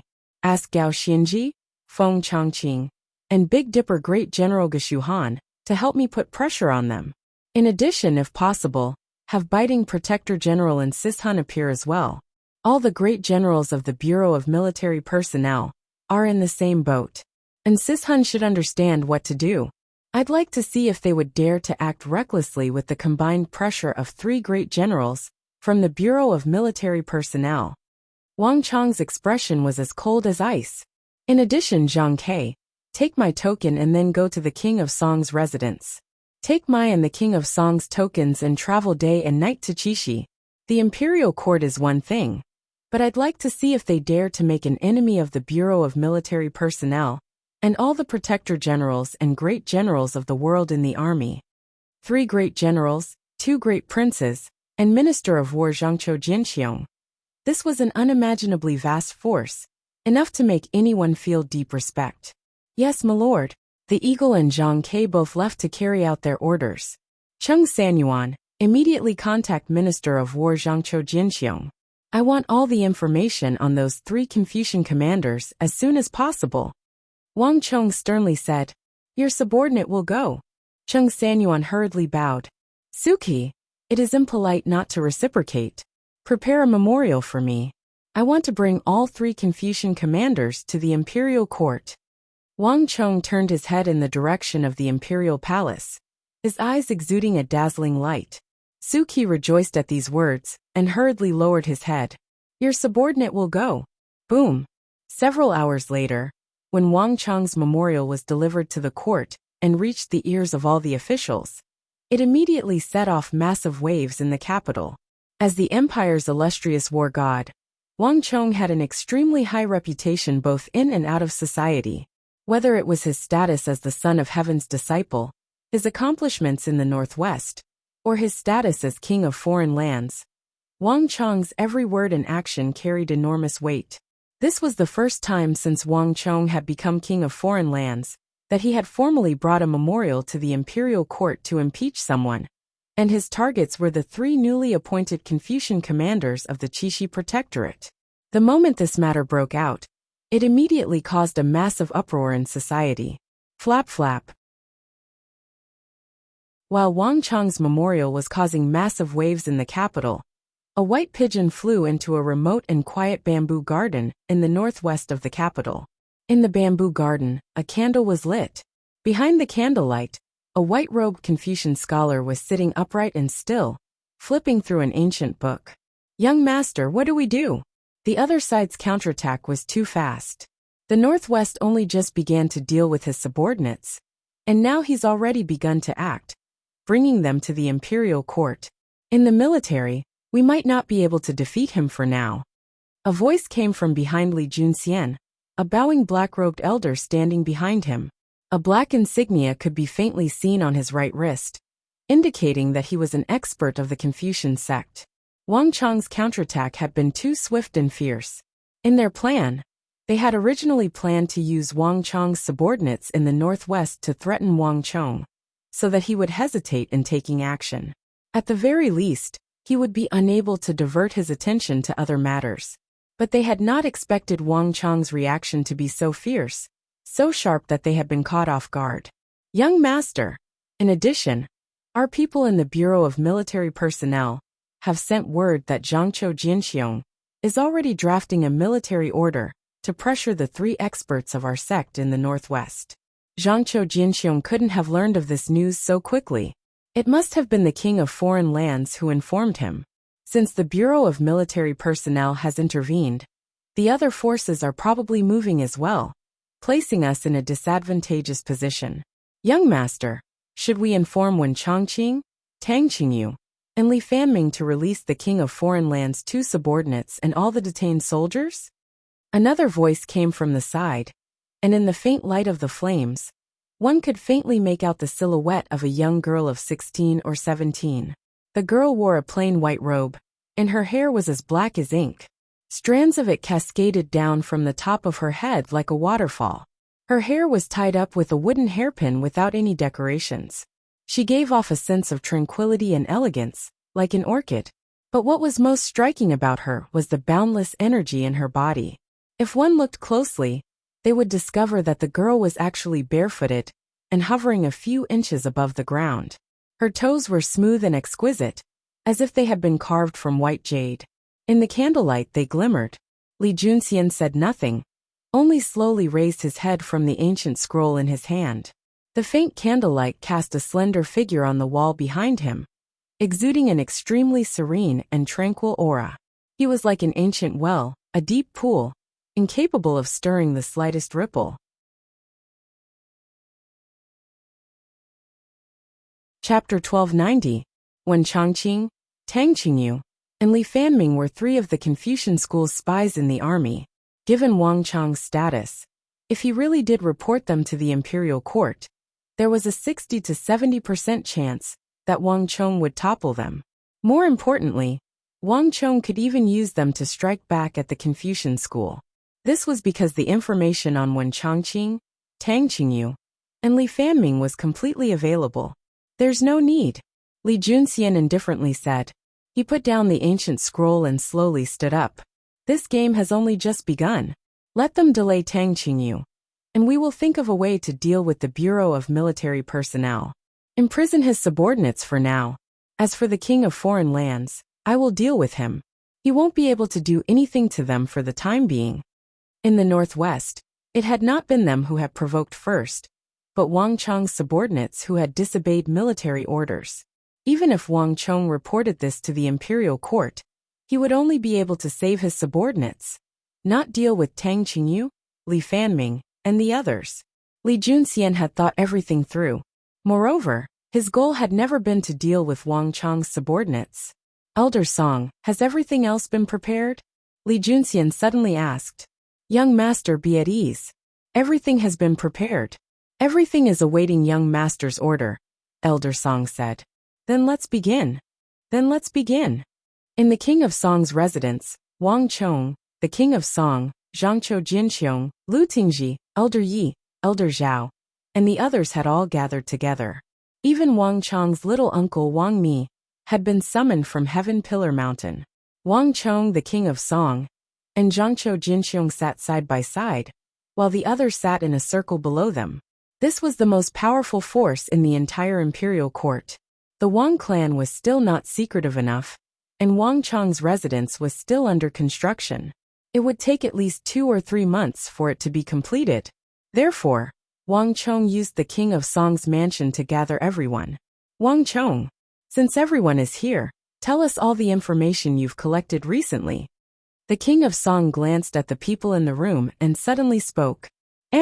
Wang Chong did not conceal anything, recounting all the investigations he had conducted upon his return to the capital, including how he had locked onto Li Junxian through the Zhang Shogui incident.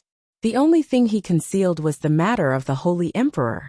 The Sage Emperor was the backbone of the empire, the main force that stabilized the Great Tang and stabilized the hearts of the people. If the matter about the Holy Emperor were to be leaked, it would likely lead to chaos and panic in the court. The room was silent. Everyone, including Big Uncle Wang Zhen, was listening attentively to Wang Chong's words. Everyone had seen what Wang Chong had done in the imperial court, but no one had expected that while everyone was still immersed in chaos, Wang Chong had already silently uncovered the mastermind behind the curtain. Truly inconceivable. So you mean to say that all the things that happened in the court in this period of time were the handiwork of a single young man? Elder Yi muttered, his voice brimming with shock. These old fellows had already withdrawn from the core of the empire, and only had a rough idea of what was going on in the imperial court. Not so many twists and turns. And at this moment, Elder Ye's sigh echoed the sentiments of the others. Who could have imagined that the Grand Preceptor, King Qi, and Prime Minister Li Linfu, these extremely important ministers, would all listen to the orders of a young man of 27 or 28. This was simply a fantasy. If these words had not come from Wang Chong's mouth, no one would have believed them. But Wang Chong would never speak without thinking. As long as he spoke seriously, even if he said that the sun rose from the west, everyone would probably believe him. This is also what I want to tell everyone. A young man of 26 or 27 could never have the ability to order around the Grand Preceptor and King Qi. King Qi has always been conceited, and will never easily submit to another. Without the support of a massive faction, this is impossible. This is also what I hope that everyone can help me with. Everyone here is my elder, and has seen many things. Perhaps you all know the origins and background of this Confucian sect. Wang Chong slowly said to the crowd. The other party was not alone, and Wang Chong could not rely on his own strength to fight against a massive faction. This was also why he had gathered everyone here. Wang Chong, are you sure that this is the symbol? The king of Song did not answer, instead taking up the unfamiliar symbol that Wang Chong had drawn. In an instant, everyone's eyes were focused on the black symbol in King Song's hand. Wang Chong nodded. The room fell silent as everyone carefully examined the thin piece of paper in the King of Song's hand. The black symbol on this paper was extremely strange. At first glance, it looked like a bird flapping its wings, but upon closer inspection, it was different. It seemed like a drawing yet not a drawing, like a character yet not a character. This old man can be said to have galloped across the world, weathering storms and waves for more than 40 years. But I've never seen such a symbol before. If you hadn't mentioned it, I wouldn't have even known that the Great Tang had such a powerful faction. Zhangqiu Jinxiong looked at the unfamiliar symbol and sighed. After a pause he continued, but the more it's like this, the deeper the faction has hidden themselves, and the greater their intentions are. I'm afraid that I won't be able to help you in this aspect. Wang Chong's uncle Wang Mi said. Of everyone here, he was the youngest and the least experienced. As such, he knew very little about this matter. But no matter what, I believe that such a powerful faction would have left behind some clues. Wang Mi added. Wang Chong did not say a word as he looked at the others. The room was silent, and everyone had contemplative looks in their eyes. Actually, I seem to have some impression of this thing you mentioned. A voice suddenly sounded in the hall, immediately attracting everyone's attention. Elder Zhao. Wang Chong raised his head and looked at Elder Yi and Elder Zhao, who were sitting side by side, in astonishment. The two of them were former subordinates of Duke Jiao, and they were the oldest here, as well as the most experienced. Elder Yi, do you still remember that 40 years ago, when the Holy Emperor first ascended to the throne, a member of the Confucian school presented a congratulatory gift to the Holy Emperor? As Elder Zhao spoke, he turned to look at Elder Yi. Elder Yi was taken aback. He didn't expect Elder Zhao to suddenly bring up a matter from several decades ago. Both of them were old, and there were many things that they couldn't remember clearly. Have you forgotten?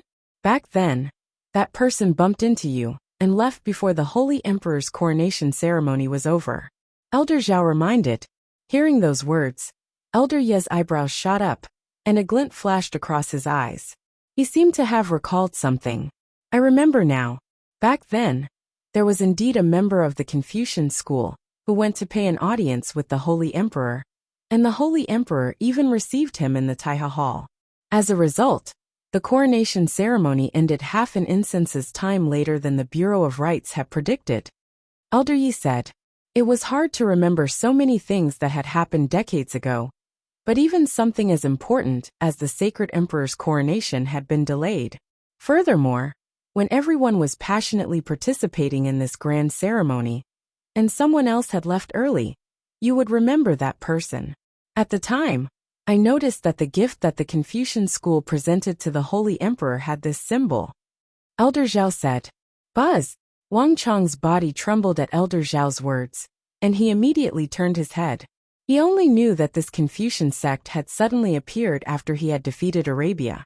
But he had no idea that it had also appeared 40-some years ago, and that it was connected to the Holy Emperor. "Elder Yi, are you sure? Is it really the same as this one?" The King of Song suddenly said. Elder Zhao's words surprised not only Wang Chong, but the others as well. "There's no mistake. There aren't many people who can make the Holy Emperor delay his coronation ceremony," Elder Zhao solemnly said. Elder Zhao solemnly said, "But I only saw them once, and I didn't have any more information about them after that." If Wang Chong hadn't mentioned it, I probably would have forgotten about it as well. The trail ended here, and the room fell silent once more. However, being able to obtain information from Elder Zhao was already an unexpected harvest. In truth, I feel like there's a character in the center of this ink-colored symbol. Grand Scholar Lu Tingji, who had been silent this entire time, finally spoke. Even Wang Chong was stunned by these words. He had been the first to notice this symbol, and not even he had realized that there was a character in the center of the symbol. In a flash, Wang Chong and everyone else turned to look once more. Disregarding the outermost patterns and inscriptions, and carefully examining the center of the symbol, they hadn't thought much of it before. But now that they heard Lu Tingji's words, they realized that it really did seem like a character. But to say that it was a character was far from it. However, Lu Tingji was a well-read scholar who had dabbled in a wide range of subjects. Since he had said this, there had to be a reason for it. This shape is somewhat similar to bird seal script. It's different from today's characters. It's an extremely ancient character, one of the earliest characters.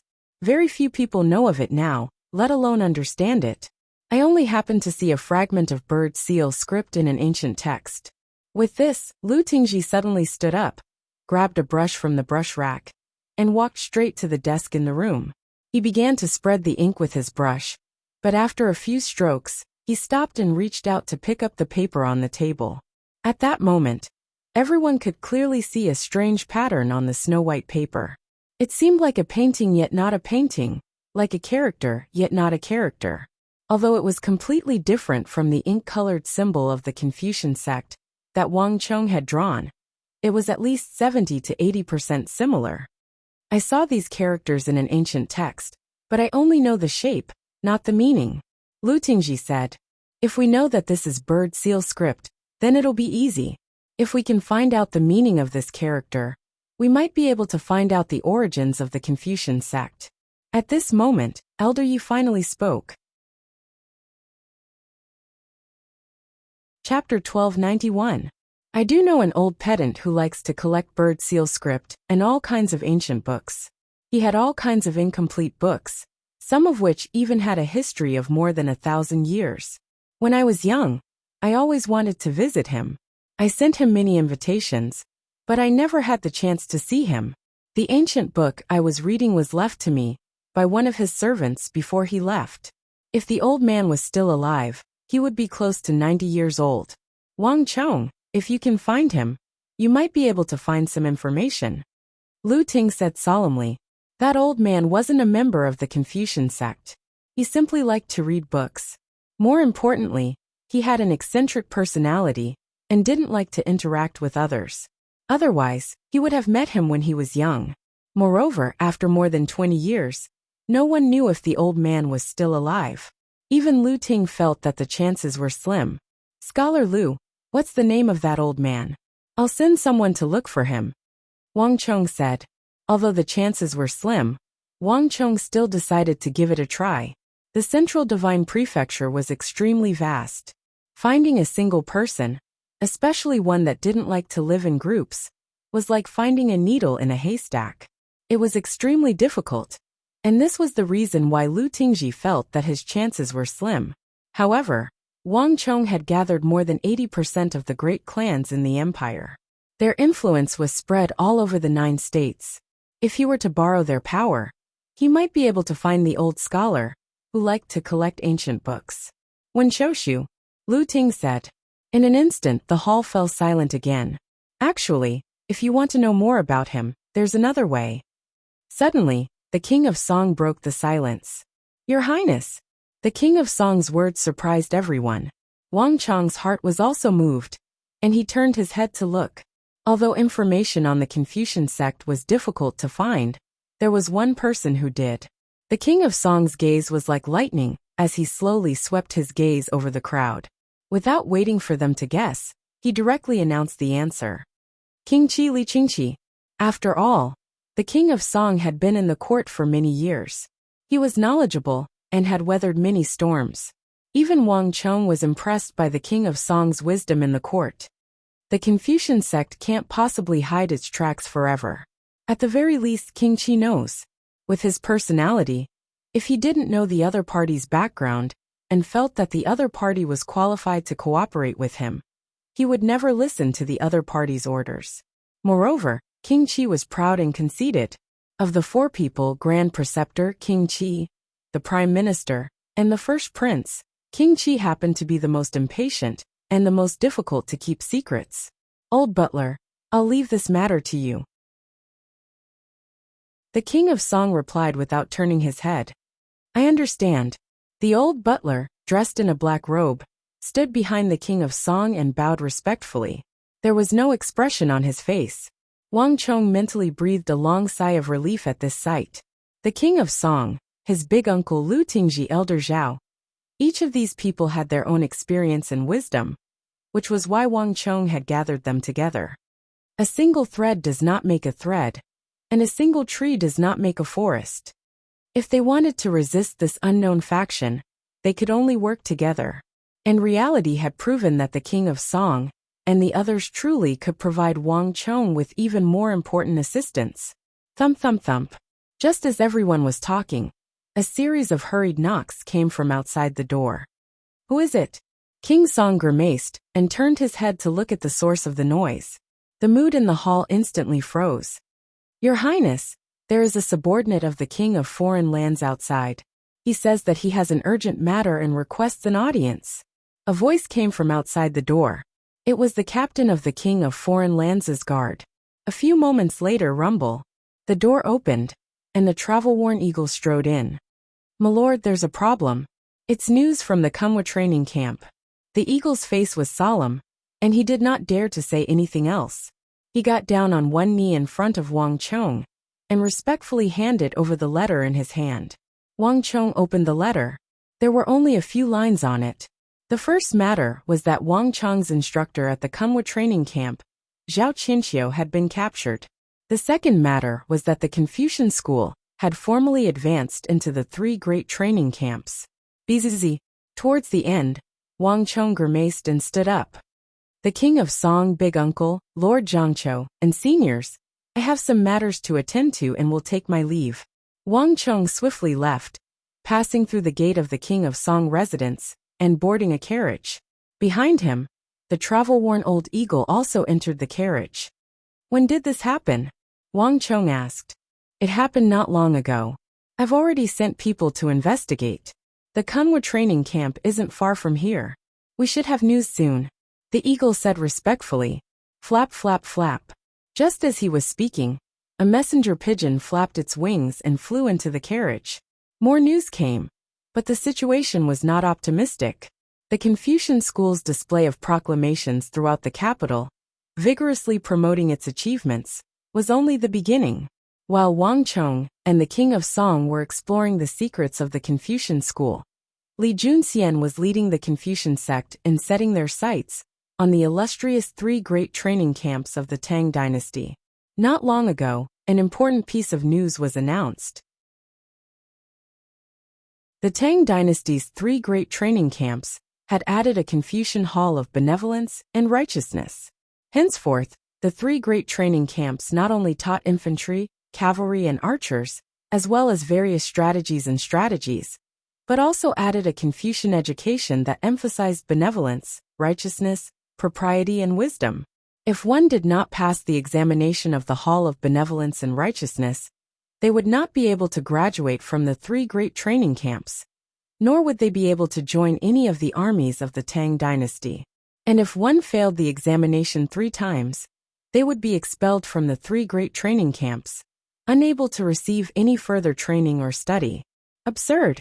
Seated in his carriage, Wang Chong clenched the letter in his hand into a ball, his entire person seething with rage.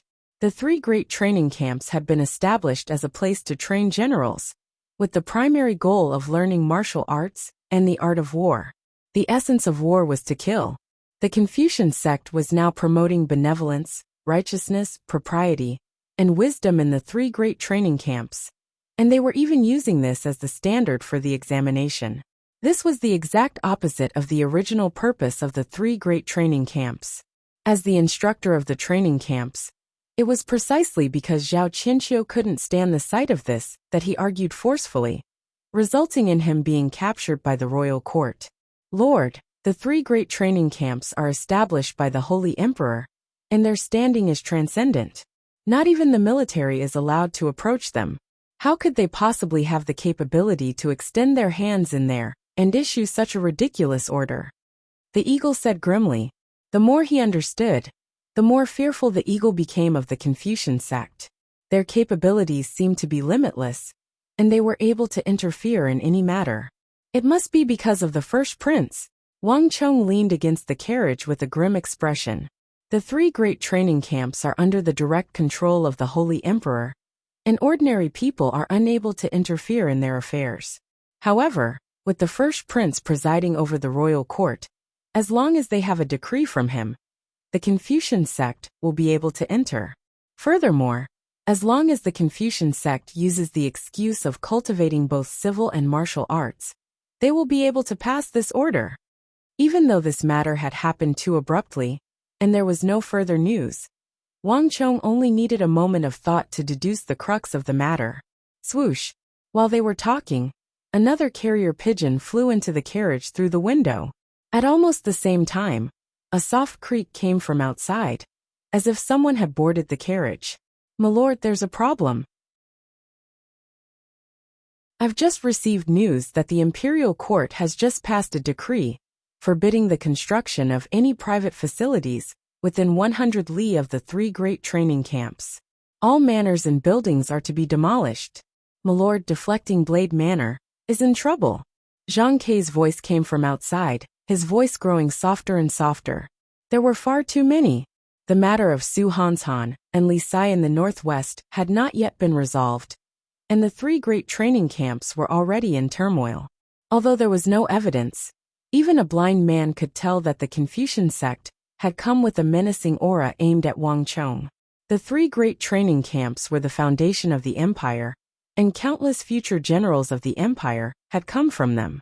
Wang Chong's subordinates, Chun Burang, Sun Jiming, and Su Hanshan, had all come from Kunwa training camp, and Deflecting Blade Manor was Wang Chong's private territory and gathering place, where countless elite disciples of the three great training camps had gathered. Wang Chong had also used this opportunity to impart his own military strategies, using his own methods to train the empire's future generals. Deflecting Blade Manor was extremely close to Kunwa training camp, and with the imperial court's decree, Wang Chong's Deflecting Blade Manor was immediately demolished. There was no doubt that this order was aimed at Wang Chong. A storm was brewing. The Confucian school's attack this time was far more ferocious than anyone had imagined. In addition, my lord, we just received news that the Confucian sect has dispatched many Confucian scholars to the various tea houses and restaurants to promote the concept of the harmonious world. In addition, the number of storytellers has also increased. Zhang Ke added from outside. Qixi Protectorate, Deflecting Blade Manor, Kunwa Training Camp, Confucian lectures. The Confucian offensive was like a storm, and even the eagle and Zhang Ke felt an enormous pressure. Wang Chong said nothing, slowly closing his eyes. However, Tapping sounds could be heard from within the carriage. Wang Chong's fingers were tapping rhythmically. "Stop," Wang Chong suddenly said. With this order, the horses neighed, and the carriage came to a halt. This order was so abrupt that the eagle and Zhang Ke immediately turned to look at Wang Chong. All was quiet, save for the noise of the crowd and the rumbling of the carriage. "Pass on my order. Use my name to gift Deflecting Blade Manor to Kunwa Training Camp. In the future, it will be the Kunwa Training Camp's training ground." A few moments later, Wang Chong suddenly spoke. He slowly opened his eyes. In that instant, his gaze was resolute and incomparably deep. "Ah!" Chapter 1292. Deflecting Blade Manor was Wang Chong's blood, sweat, and tears, and Wang Chong had spent a great deal of time and energy on it. Many of Wang Chong's subordinates had come from Deflecting Blade Manor. Moreover, in the Battle of Talas, they had swiftly revealed their astonishing talent. It could be said that the students of the three great training camps gathered in Deflecting Blade Manor were the foundation upon which Wang Chong had transformed the Tang dynasty, the army, and all the other factions. The pair had originally believed that Wang Chong would immediately rush to Deflecting Blade Manor to resist, but Wang Chong had chosen to give Deflecting Blade Manor to Kunwa Training Camp. But their understanding of Wang Chong convinced them that Wang Chong would not make this decision for no reason. "Ah!" Eagle let out a soft gasp, as if he had understood something. Outside the carriage, Zhang Ke seemed to think of something, but for a moment he couldn't quite make sense of it. "Do you understand? The Confucian sect is borrowing the first prince's power, and the first prince is borrowing the Holy Emperor's power. If we fight the Confucian sect, we will be fighting the Holy Emperor. This is absolutely impossible. Moreover, the three great training camps were established on the orders of the Holy Emperor. The Confucian sect had long since anticipated this, and had made ample preparations." Wang Chong calmly said. In his mind, he thought of that scholarly and handsome white-robed Confucian scholar. That Confucian sect leader called Li Junxian seemed to be only 27 or 28 years old, but his attacks were fierce and swift, like a tide that left no room to breathe. More importantly, he had thought it through thoroughly, and had almost completely predicted the enemy's possible actions. Moreover, he had left his opponent very little room to maneuver. Although he had not faced his opponent directly, much less seen the glint of his sword, his opponent was far more vicious than he had imagined. Wang Chong had faced many opponents, but very few of them could compare to this Li Junxian. Rather than wait for them to tear down Deflecting Blade Manor, why don't we give it to Kunwa Training Camp? Although nothing can return to the past, at the very least, the Confucian school will no longer be able to interfere. We can also do our best to preserve Deflecting Blade Manor. Wang Chong sternly said. Your subordinate understands. Old Eagle sternly said, his heart filled with admiration as he gazed at Wang Chong's young and determined face. The Confucian sect had come with such ferocious momentum that not even the Confucian sect could deal with it. Of Blade Manor, the Confucian sect had been so fierce that even the Confucian sect had been defeated. Zhang Ke, help me immediately contact the Bureau of Military Personnel and the Protector Generals and Great Generals of the Border Protectorates. Immediately propose that we use the Bureau of Military Personnel's name to establish a new Commander Star base that will help the Border Protectorates groom Commander Stars. Recruit all the candidates who have been expelled by the Rennie Hall and the 3 great training camps to the general base. Also, ensure that all the qualified students are sent to the various protectorates through the channels of the Ministry of Military Affairs. Wang Chong looked ahead. His eyes were deep and filled with wisdom.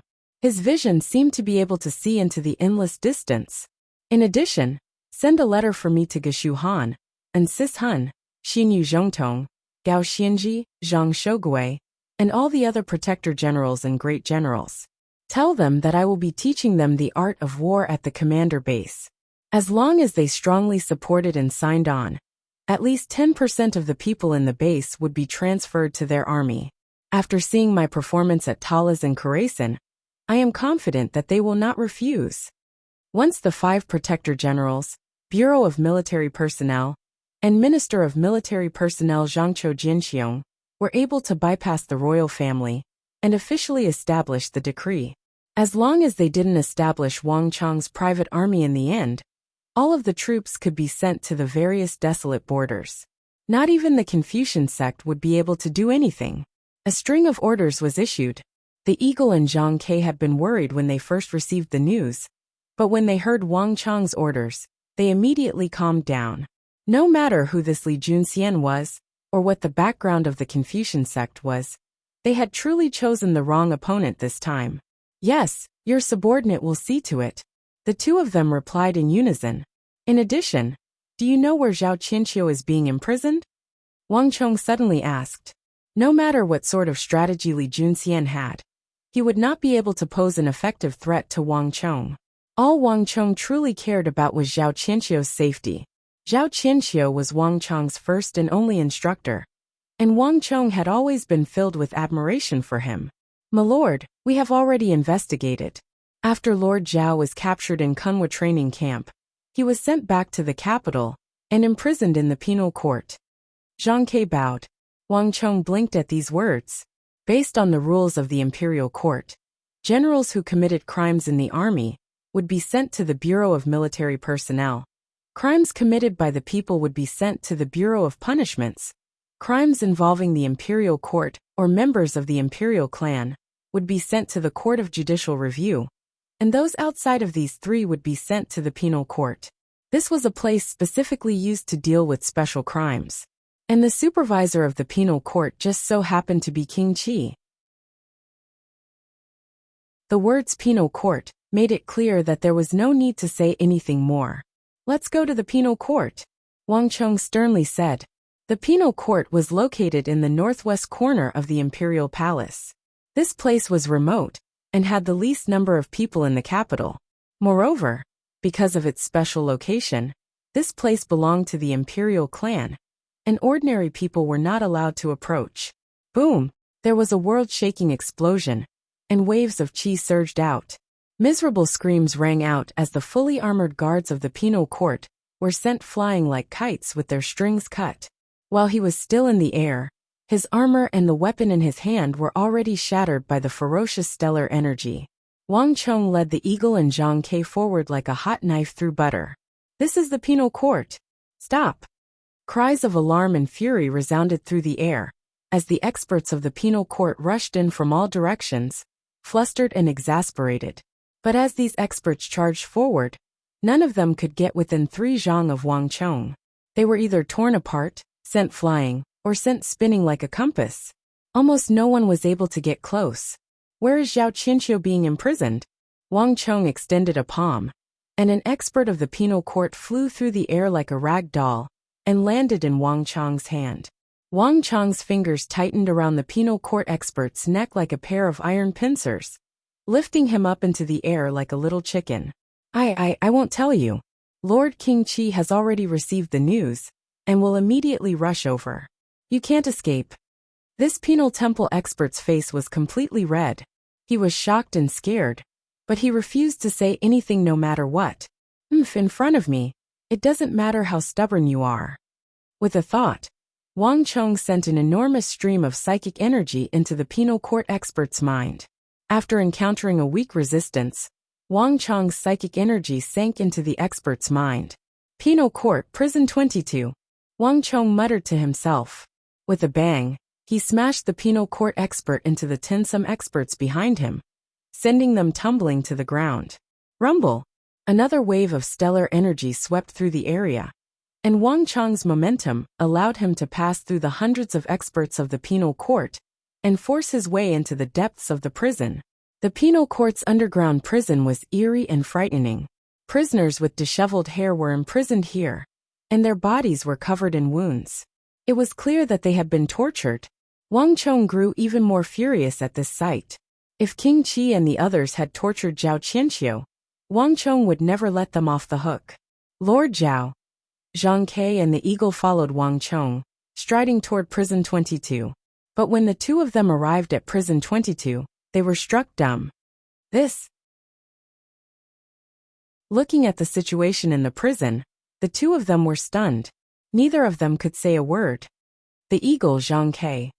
When Wang Chong saw the state of prison 22, his eyes narrowed, and his voice came to an abrupt halt. The prison was completely empty. There was not a single person in sight. Impossible. This was Wang Chong's first reaction. He had rushed over not long after Zhao Qianqiu had been captured, and Wang Chong had interrogated Zhao Qianqiu's location from the penal court expert's mind. This sort of testimony could not be faked. Check the other prisons and see if they've been moved. Wang Chong immediately said. Yes, my lord.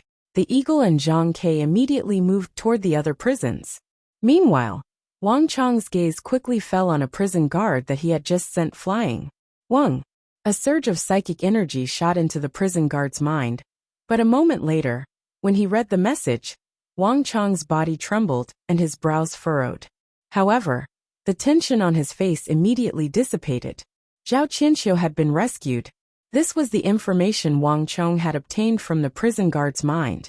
Not long before he had arrived, a black-robed man of high status had appeared in the penal court and forcibly taken Zhao Qianqiu away from prison 22. Judging from the situation at the time, this black-robed man seemed to be an enemy rather than a friend, as the men of the penal court had even tried to stop him. What's going on here? Wang Chong was silent, his mind filled with questions. He hadn't expected such a situation before he came. King Qi was known for his domineering and arrogant personality. No ordinary person was capable of rescuing someone from his penal court. More importantly, Wang Chong had known Zhao Qianqiu for a long time, but he had never heard the latter say that he was acquainted with such a powerful existence. Could that legend be true? Wang Chong's mind was in turmoil. In truth, there were many rumors circulating in the capital regarding Zhao Qianqiu, of which, the most widespread rumor was that Zhao Qianqiu had a powerful backer behind him. And related to this rumor was that Zhao Qianqiu was able to become the head instructor of Kunhua training camp despite having no significant background, and his standing in the camp far surpassed the other instructors.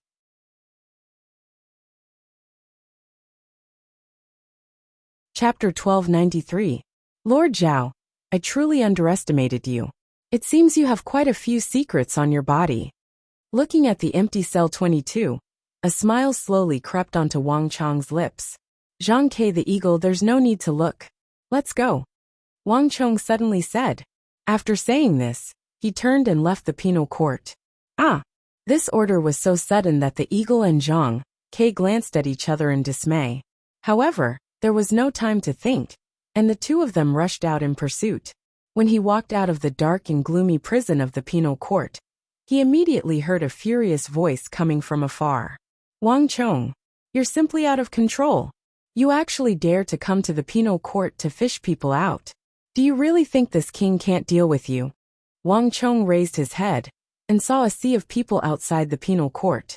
Countless experts had gathered at the gates, tightly surrounding the penal court.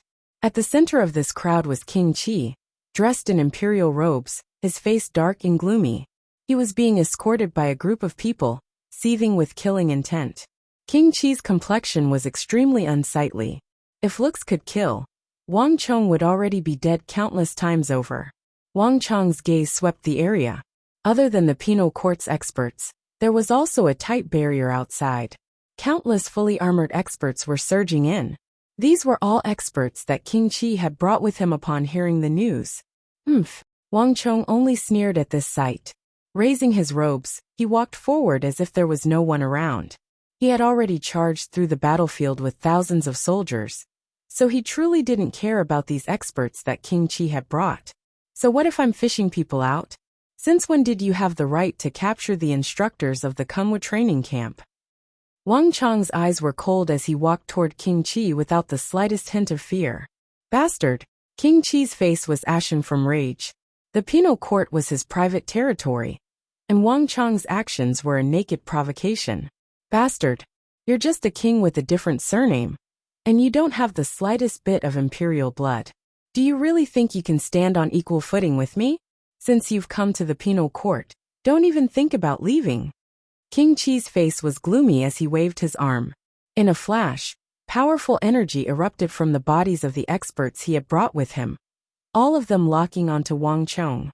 If you want to make a move against me, you'll have to look at your own capabilities first. Wang Cheng's body exploded, a majestic wave of energy erupting from his body. Cold snorts could be heard as the top-class experts behind King Qi staggered backward. You're courting death. Seeing this, King Qi gnashed his teeth, unable to restrain his anger. Hung Long, he stamped his foot, and a green stream of essence qi surged out from his body, soaring into the sky.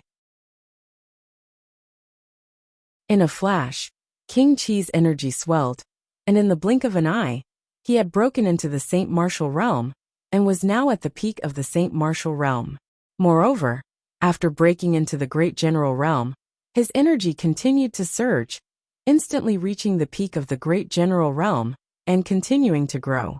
At this moment, the strength King Qi had displayed was probably on par with Abu Muslim. Old Eagle and Zhang Ke were both stunned by this sight. Everyone knew that King Qi was arrogant and despotic, but the two of them had never known that King Qi's martial arts were so powerful. Just the cultivation he had displayed was enough to place him among the world's top-class experts. Bzzz, the earth trembled, and the area several li around the penal court began to shake. Bang! King Qi stomped forward, leaving behind countless afterimages, as he charged at Wang Cheng like a furious dragon. Reckless thing, this king will tear you to pieces. King Qi's clenched teeth resounded through the penal court. Roar! An ancient roar, brimming with a thirst for blood and destruction, resounded in everyone's ears. A moment later, the image behind King Qi shifted, and a massive beast the size of a mountain began to emerge. It had green-black fur, savage fangs, and eyes brimming with a desire to destroy. All of these things were enough to make anyone feel intimidated. A primordial beast. According to legend, this was a powerful creature that had once lived in the Central Plains in the distant past. The imperial palace possessed countless secret martial arts manuals, and as a member of the royal family, King Qi had access to at least 80% of these manuals. This supreme technique was modeled after the essence of a primordial beast, and it was clearly an ancient and powerful technique that King Qi had cultivated. You overestimate yourself. Wang Cheng only sneered as he watched King Qi charge at him with astonishing power. King Qi truly was one of the most powerful experts in the world. Not only did he have high status and great ambitions, but his strength and cultivation were also astonishing. Alas, although King Qi was powerful, he was still stuck at the level of pure strength. He had yet to touch upon the subtle realm. Rumble! A moment later, Wang Cheng stomped down, and the earth rumbled as he shot into the sky like a cannonball. With the momentum of a thunderbolt, he slammed into the weakest point of King Qi's attack. Great Yin Yang art! A resounding voice echoed through the penal court, rumbling like thunder. Countless people looked up, and in that moment, they all felt like they were hallucinating. It was like a sun and a moon had appeared in the sky. Rumble! After what seemed like an instant, but also like countless eons, there was an earth-shattering boom. Aya! A miserable shriek rang out as a figure shot down like a meteor, smashing into the ground in front of the penal court. The ground rapidly caved in, creating a giant crater. Countless pieces of rubble flew in every direction, and a cloud of dust soared into the sky. King Qi! Your Highness! Your Highness! The moment King Qi crashed into the ground, the entire penal court fell into chaos. Everyone paled in fright, and countless people swarmed toward the spot where King Qi had landed, their faces filled with panic. This round of competition had started quickly, and ended even more quickly. In just one round, King Qi had been utterly defeated. Humph! In the air, Wang Cheng flung his sleeves and floated down like a leaf. King Qi's strength had yet to reach the subtle realm. He probably didn't even know what the subtle realm was. Relying on brute force alone was impossible. Thud! Wang Cheng landed on his feet, his entire body relaxed and carefree. Even his breathing was unruffled. It was clear that he had not used his full strength in this battle. Let's go. Wang Cheng's eyes chilled. Not even glancing at the spot where King Qi had landed, he led the eagle and Zhang Ke away. My lord! The eagle and Zhang Ke followed behind Wang Cheng, delighted to see this. King Qi had always opposed Wang Cheng, and now that he had been defeated by Wang Cheng, he had truly lost all face. They had finally been able to vent their resentment. Wang Chong, this king will kill you. Wang Chong had barely taken 2 steps when he heard a furious roar accompanied by boundless killing intent. Rumble! Dust exploded as a figure shot out, blocking Wang Chong's path, his entire body exploding with killing intent. King Qi's body was covered in wounds, and his expression was wretched. However, his eyes were fixed on Wang Chong, the killing intent in his eyes so dense that it seemed tangible. Everyone attack! Kill this brat for me! King Qi's expression was ruthless. As a member of the imperial clan, King Qi had an extraordinary status and was born with incomparable respect. In his memories, everyone had been subservient and respectful to him. No one had ever dared to act like Wang Chong and the Wang clan, repeatedly ruining his plans and opposing him. No one had ever been like Wang Chong, provoking him on his doorstep, barging into his penal court, and even attacking him in front of everyone. This was an unprecedented humiliation.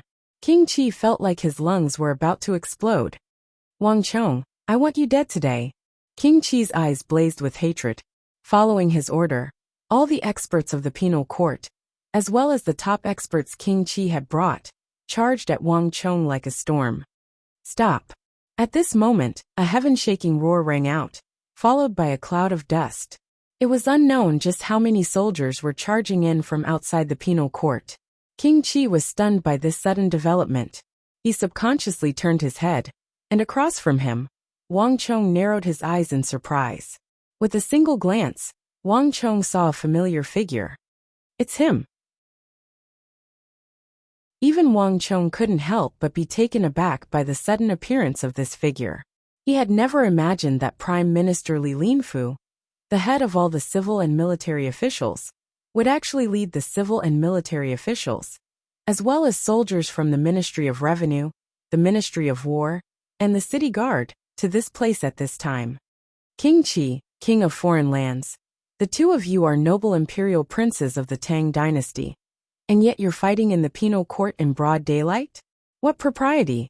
Li Linfu, dressed in the crimson robe of a first-rank official and riding a black horse, couldn't help but angrily rebuke them, a look of exasperation on his face. Behind him, the 20-some officials were also constantly looking at Wang Chong and King Qi, strange expressions on their faces. This was the first time that 2 imperial princes of the Tang dynasty had shed all pretense of cordiality and fought in the capital. If I hadn't rushed over with my officials, who knows what kind of ruckus you would have made?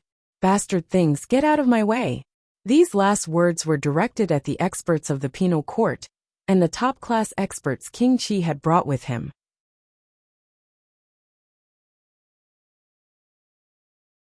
Chapter 1294. Rumble. Following King Qi's order, the crowd scattered. Only Wang Chong narrowed his eyes, glancing pensively at Li Linfu and King Qi. Rumble. In the blink of an eye, the heavens shook and the earth quaked. Another group of people came from afar. The first prince has arrived. Bzz. Wang Chong's heart trembled as he looked in the direction of the voice. In the distance, 2 massive dragon banners had been raised. Behind the dragon banners were countless soldiers of the Imperial Guard, and the Golden Guard, who served as the Emperor's bodyguards. They were lined up in a grand procession as they made their way toward the penal court. Escorted by the Imperial Guard, a dignified and noble figure was making his way over. The first prince. Passing through the air, Wang Chong immediately spotted this familiar figure. The Holy Emperor lived in seclusion in the palace, with the first prince acting as regent. As long as the Holy Emperor did not appear, the first prince represented the emperor. This was the first time Wang Chong had seen the first prince outside of the imperial palace. In a single day, the tiny penal court had gathered the great prime minister, the first prince and King Qi, 3 nobles of the court. In a flash, Wang Chong's heart sank as a strange feeling welled up in his heart. Putting aside King Qi, Prime Minister Li Linfu and the first prince had clearly come prepared. As expected, a moment later, Wang Chong heard the first prince's voice. Wang Chong, you're quite bold to even dare injure imperial uncle. Accustomed to killing on the battlefield, do you think this place is also a battlefield? With these words, the first prince ignored King Qi, and fixed his gaze on Wang Chong. The hooves of a warhorse clattered as the great prince leapt out of the crowd and headed in the direction of the penal court. Paying respects to the first prince, everyone dismounted from their horses and bowed. Even Prime Minister Li Linfu bowed deeply on his horse. "Your Highness, you've come at just the right time. The King of Foreign Lands has forced his way into my penal court, taken a person from my penal court, and even injured a guard of my penal court. He has no regard for the laws of the country and is simply lawless. Your Highness, you must uphold justice for this king." Seeing the first prince, the Prince of Qi's expression immediately changed. With a flash, he rushed forward. At the same time, he pointed at Wang Chong, looking like a victim. In the blink of an eye, all of the officials, Prime Minister Li Linfu, and even the first prince looked at Wang Chong. The entire penal court was silent, and an invisible pressure weighed down on them. Bastard! These people deliberately banded together to deal with Wang Ya. When the Eagle and Zhang Ke saw this, they immediately realized that everything that was happening had been planned in advance to deal with Wang Chong. The first prince was the Prince Regent, Li Linfu was the Prime Minister, and Prince Qi was the Prince of Qi. With the three of them working together, the situation before them was likely to be difficult to resolve. Heh! A light breeze ruffled Wang Chong's robes. Now that things had come to this, Wang Chong actually calmed down and showed no fear. The first prince and the prime minister have come at just the right time. This king has only just arrived, and the two of you have already arrived. Your Highness, in particular, is truly perceptive. When this king and King Qi stood together, Your Highness was able to immediately determine that this was my fault, and that it had nothing to do with King Qi. Wang Chong said with a smile. His words caused all three of them to pale. The first prince was particularly stunned. He had originally believed that at this point, Wang Chong would at least admit defeat. He hadn't expected him to remain so unyielding, and it was clear that Wang Chong had seen through them. Impudent! In just a short moment, the first prince suddenly felt a wave of anger rise in his heart. It would have been fine if Wang Chong was just proud and aloof, unwilling to submit to him. But he had actually chosen to submit to the fifth prince. He simply didn't know how to appreciate favors, and the first prince could not tolerate him. Wang Chong, do you mean that this prince has wrongly accused you? Wang Chong, it seems to me that after your victory at Khorasan, you've become so arrogant that you don't know the immensity of the heavens and earth. The first prince is His Highness's son, and also the Prince Regent. When the Holy Emperor isn't present, he represents His Majesty. Is this how you speak to the first prince? King Qi seized the opportunity to jeer. It was a fact that Wang Chong was currently in the penal court. No matter how Wang Chong denied it, he could not escape. Haha, I'm just speaking the facts. The penal court is not a forbidden ground of the imperial palace. As an imperial prince of the Tang dynasty, can this king not even approach a trifling place like the penal court? Wang Chong held his hands behind his back, not backing down in the face of the combined might of these three. Moreover, King Qi, since you said to His Highness that I forced my way into the penal court and kidnapped someone, this king asks you, where is the person I kidnapped? After saying those words, Wang Chong swept a sharp gaze across the trio. Meanwhile, the expressions of Li Linfu, the first prince, and King Qi suddenly changed. Based on their predictions, Wang Chong should have appeared outside the penal court with Zhao Qianqiu. But for some reason, Wang Chong was only accompanied by his two subordinates, not Zhao Qianqiu. This was completely different from what they had expected. In an instant, the first prince and Li Linfu simultaneously turned to look at the King of Qi. Damn it! King Qi's heart lurched, and he was momentarily speechless. The first prince and Li Linfu were waiting for his reply, but he had only just arrived at the penal court, so he had no idea what was going on. And if he couldn't find any evidence against Wang Chong, he couldn't punish him. Wang Chong clearly knew this, which was why he was so fearless. Foul brat, this king won't forgive you. King Qi gnashed his teeth, but he couldn't do anything. Bastard! Do you think you're being wronged by injuring my men? King Qi flew into a rage out of humiliation. This king only wanted to take a look at the penal court, but they obstructed me in every way possible, treating this king like a prisoner. Naturally, they can't blame this king. However, this king was in the wrong in this matter. Old Eagle, Zhang Ke, in a little while, the two of you bring some silver to the penal court. Treat it as a medical expense. Bastard! King Qi's nose went crooked from anger at Wang Chong's words. Wang Chong's words were unassailable, but there was nothing King Qi could do. Behind him, Li Linfu was extremely shrewd and unreadable, but the first prince found it hard to conceal the color in his eyes. Just forcing his way into the penal court was not enough to punish Wang Chong. Moreover, in order to support King Qi, the two of them had brought many ministers with them. If they couldn't punish Wang Chong, they would become the laughingstock of all the officials. This would greatly affect their image and reputation in the eyes of the officials. And King Qi, your face is swollen and your body is covered in wounds. Are you going to blame me and say that I was the one who beat you? Wang Chong turned his head to look at King Qi, a smirk on his face. Swish! King Qi's face immediately swelled to the size of a pig's liver. Wang Chong's words were clearly meant to publicly ridicule him. Even though King Qi was brimming with killing intent and wanted nothing more than to kill Wang Chong, he could not admit to this in front of all the officials, even though this could be used to deal with Wang Chong. Wang Chong, don't flatter yourself. With your cultivation, do you think you can deal with this king? King Qi hatefully said, his face ashen. The eagle and Zhang Ke laughed so hard their stomachs were about to roll over. Their lord's move was truly brilliant. Given King Qi's arrogance and conceit, he would never admit to it. Even if his teeth were knocked out, he would have to swallow it.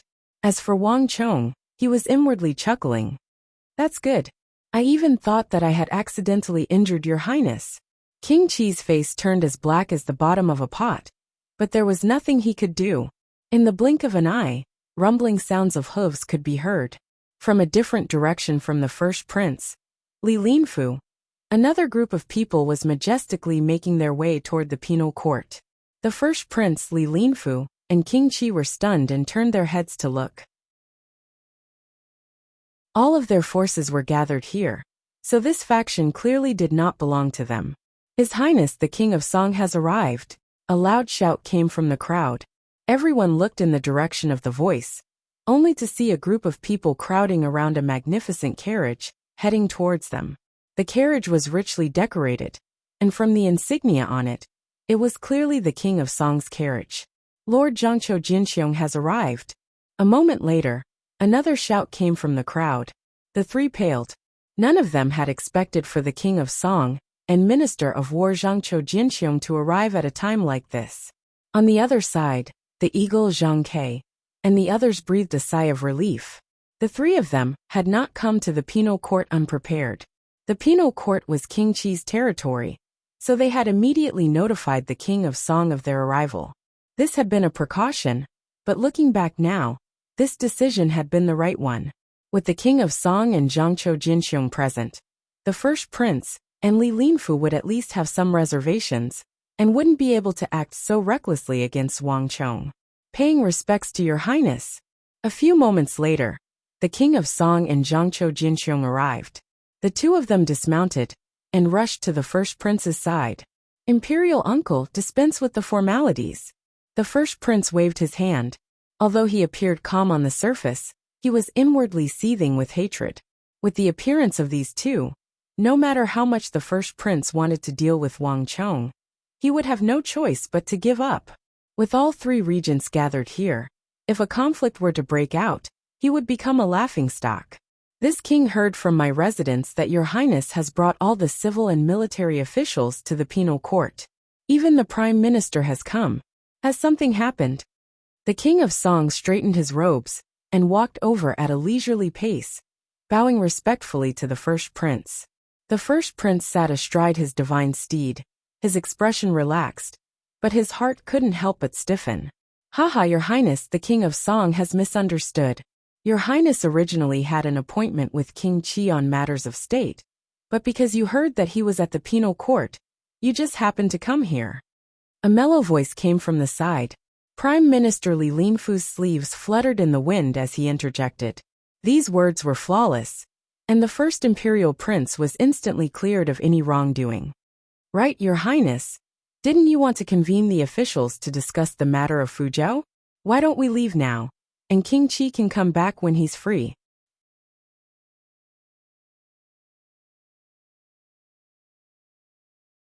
Chapter 1295. Li Linfu's reminder made the first prince come to a realization. Lord Prime Minister is right. Imperial uncle, we'll take our leave first. You can come back later. The first prince tugged on the reins of his horse and immediately headed out. Your Highness the King of Song, I'll be taking my leave with the first prince. Li Linfu said with a warm smile. With a flick of his sleeves, he brushed past the King of Song and continued on his way. King Song shivered as he stared at the backs of the two. He immediately turned his head in Wang Chong's direction and breathed a small sigh of relief.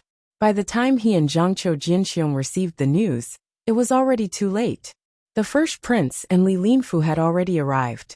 Fortunately, nothing had happened to Wang Chong. King Qi, your injuries seem to be quite severe. You should return to recuperate. I have some matters to attend to, so I'll be taking my leave first. Wang Chong shot a glance at King Qi before flinging his sleeves and walking toward the King of Song. Behind him, King Qi's body was trembling with rage, and his face was terrifyingly dark. The group boarded the King of Song's carriage and left the penal court. How are you? Are you all right? In the carriage, the King of Song, Wang Chong, and Zhangqiu Jinxiong were gathered together. In the end, it was still the King of Song who spoke first. I'm fine. Wang Chong shook his head. It won't be that easy for King Qi to deal with me. There's something fishy about this matter. It's one thing for King Qi to come after you barged into the penal court. After all, this is his territory, but even the first prince and the prime minister are here. This is no small matter. It's fortunate that you were quick-witted and didn't give them anything to use against you. The King of Song said. Indeed, the first prince and Li Linfu were clearly prepared for this trip. When the King of Song and I arrived, we were worried for you. Zhangqiu Jinxiong also spoke up.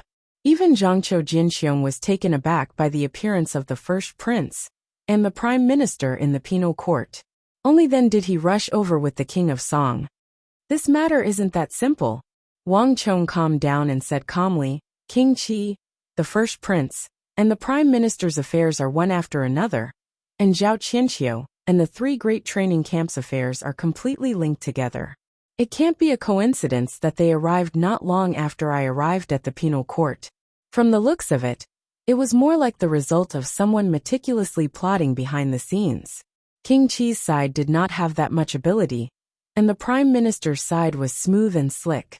He would not easily reveal his abilities. Although he had the ability, it was definitely not him. As for the first prince, it's even more impossible. With his back against the carriage, Wang Chong's eyes were filled with wisdom, as if he could see into the endless depths of time and space.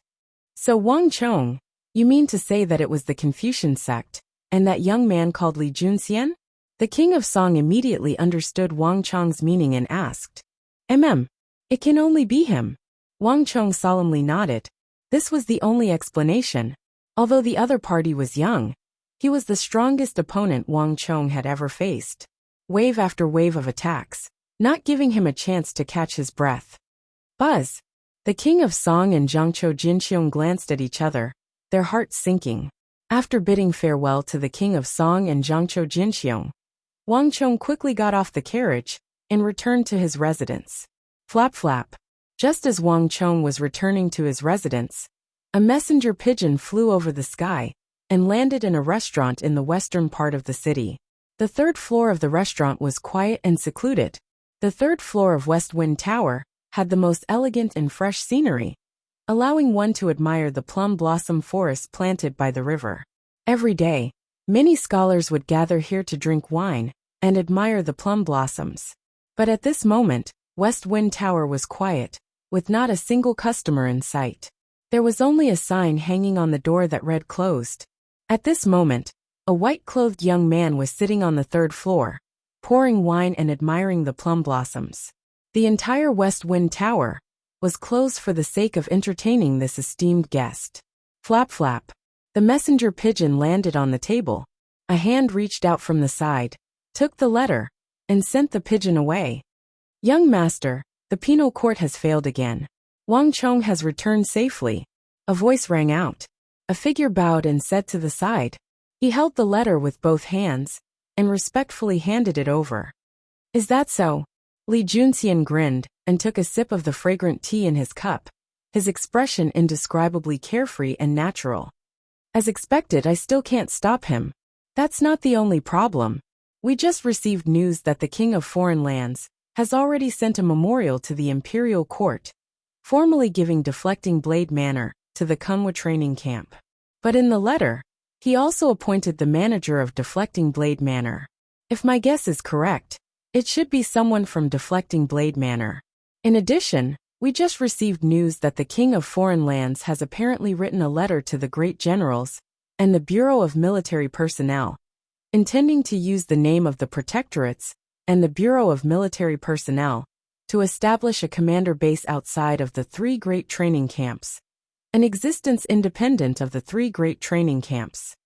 This time, we were only able to enter the three great training camps through our relationship with the First Prince and the Imperial household. If this commander base is established, it will belong completely to the militarists, and we won't be able to interfere at all. Moreover, the combined might of the Protector Generals of the border is no small matter. In the future, this commander base will not be one bit inferior to the three great training camps. If this happens, all our efforts will have been for nothing. The Confucian sect expert next to him sternly said, his voice brimming with worry. In the history of the Confucian sect, they had never encountered such a troublesome foe. He was clearly only a teenager, but his methods were unfathomable and extremely experienced, able to counter every move and completely nullify the Confucian sect's methods. The restaurant was quiet, and Li Juanxian's right hand, gripping the white porcelain teacup, paused for a moment before finally creasing his brow. The matter of the penal court was of no importance. It would be best if they could capture and imprison Wang Chong. But if they couldn't, it wouldn't have much of an effect. But if this commander base was established, everything would be completely different. The militarists and the Confucians were like fire and water. One advocated war, while the other advocated peace. At least for now, the militarists could no longer expand. There's no need to worry. I have my own plans for this matter. But Li Juanxian's brow quickly relaxed and he calmed down. His limpid eyes seemed to contain boundless wisdom as he looked forward. Since the King of Foreign Lands is already on guard, there's no need to worry about him for now. In a little while, I will personally deal with him. Let me ask you, have you finished preparing for that matter? Young master, everything is going according to plan, without the slightest error. Everything is waiting for young master. As long as we can complete this step, our goal will assuredly advance, and young master's name will shake the world, becoming a meritorious subject of our Confucian sect. The man said, his voice brimming with admiration for Li Junxian. Countless people in the Confucian sect had wanted to realize the true harmonious world, but they had never been able to grasp the essentials, only to die of regret. Only in Li Juanxian's hands had they truly taken a large step forward, bringing them much closer to their goal. Get ready. In the next few days, I will be heading to the Western Turks to complete the last step. Li Junxian said. Yes, young master, the Confucian sect expert said. With a clang, the white porcelain teacup in Li Juanxian's hand landed on the table. Li Juanxian's eyes became a little dazed as he stared at the white porcelain teacup. He seemed to be recalling something, and a hint of sorrow appeared in his eyes, but it quickly vanished. Huh! A gust of wind blew past, and the two people in the west wind tower vanished. Flap flap! A carrier pigeon descended from the sky and landed in the Wang family residence. The capital appeared calm on the surface, but a silent contest was taking place in the shadows. Wang Chong stretched out his right hand and caught the messenger pigeon. Then, he slowly removed the letter from its leg. Wang Chong glanced at it and gave a long sigh of relief. This letter had come from the northwest and bore the personal seal of Anxi Protector General Gao Xianji. Wang Chong's private message had proved effective. Upon learning that Su Hanshan and Li Sai had been captured, Gao Xianji had brought Cheng Qianli and all the top-class generals of the Anqi Protectorate Army to Qixi to demand their release. Li Sai and Su Hanshan had fought alongside the Anqi Protectorate Army at the Battle of Talas, and were allies who had gone through life and death together. It could be said that if they hadn't risked their lives, the Anqi Protectorate Army would have already been wiped out. Moreover, the two of them had rendered great service in the war against Arabia. For them to be imprisoned over such a trifling matter was absurd to the extreme. This was the first time Gao Xianji had gotten so angry. Even without Wang Chang's order, he would not have stood by and watched. Not only that, when Gao Xianji had personally gone to Qixi to question them, Geshu Han had also sent a letter saying that he would be arriving in Qixi in a few days.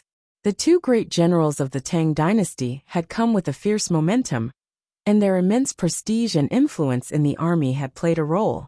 Under the pressure of the two great generals, the three Confucian commanders had been forced to promise that they would not harm the lives of Li Sai and Su Hanshan. In order to show fairness, they had agreed to allow Gao Xianji and Geshu Han to send their subordinates to participate and await the imperial court's decision. There's no need to detain Su Hanshan and Li Sai. This is clearly a delaying tactic. Just what are these people up to? After reading it, Wang Chong put away the letter and muttered to himself. Wang Chong was almost certain that while Li Junxian and the Confucian sect appeared to be dealing with Su Hanshan and Li Sai, they were actually dealing with him. No matter what Li Junxian was planning, Wang Chong had no fear. "My lord." At this moment, hurried footsteps could be heard. Old Eagle Travelworn walked in from outside.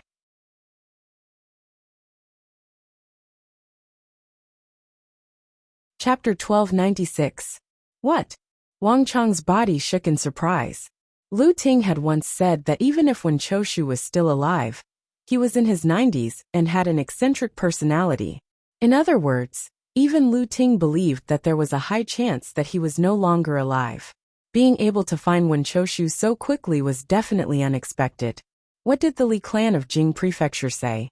Wang Chong quickly calmed down and asked.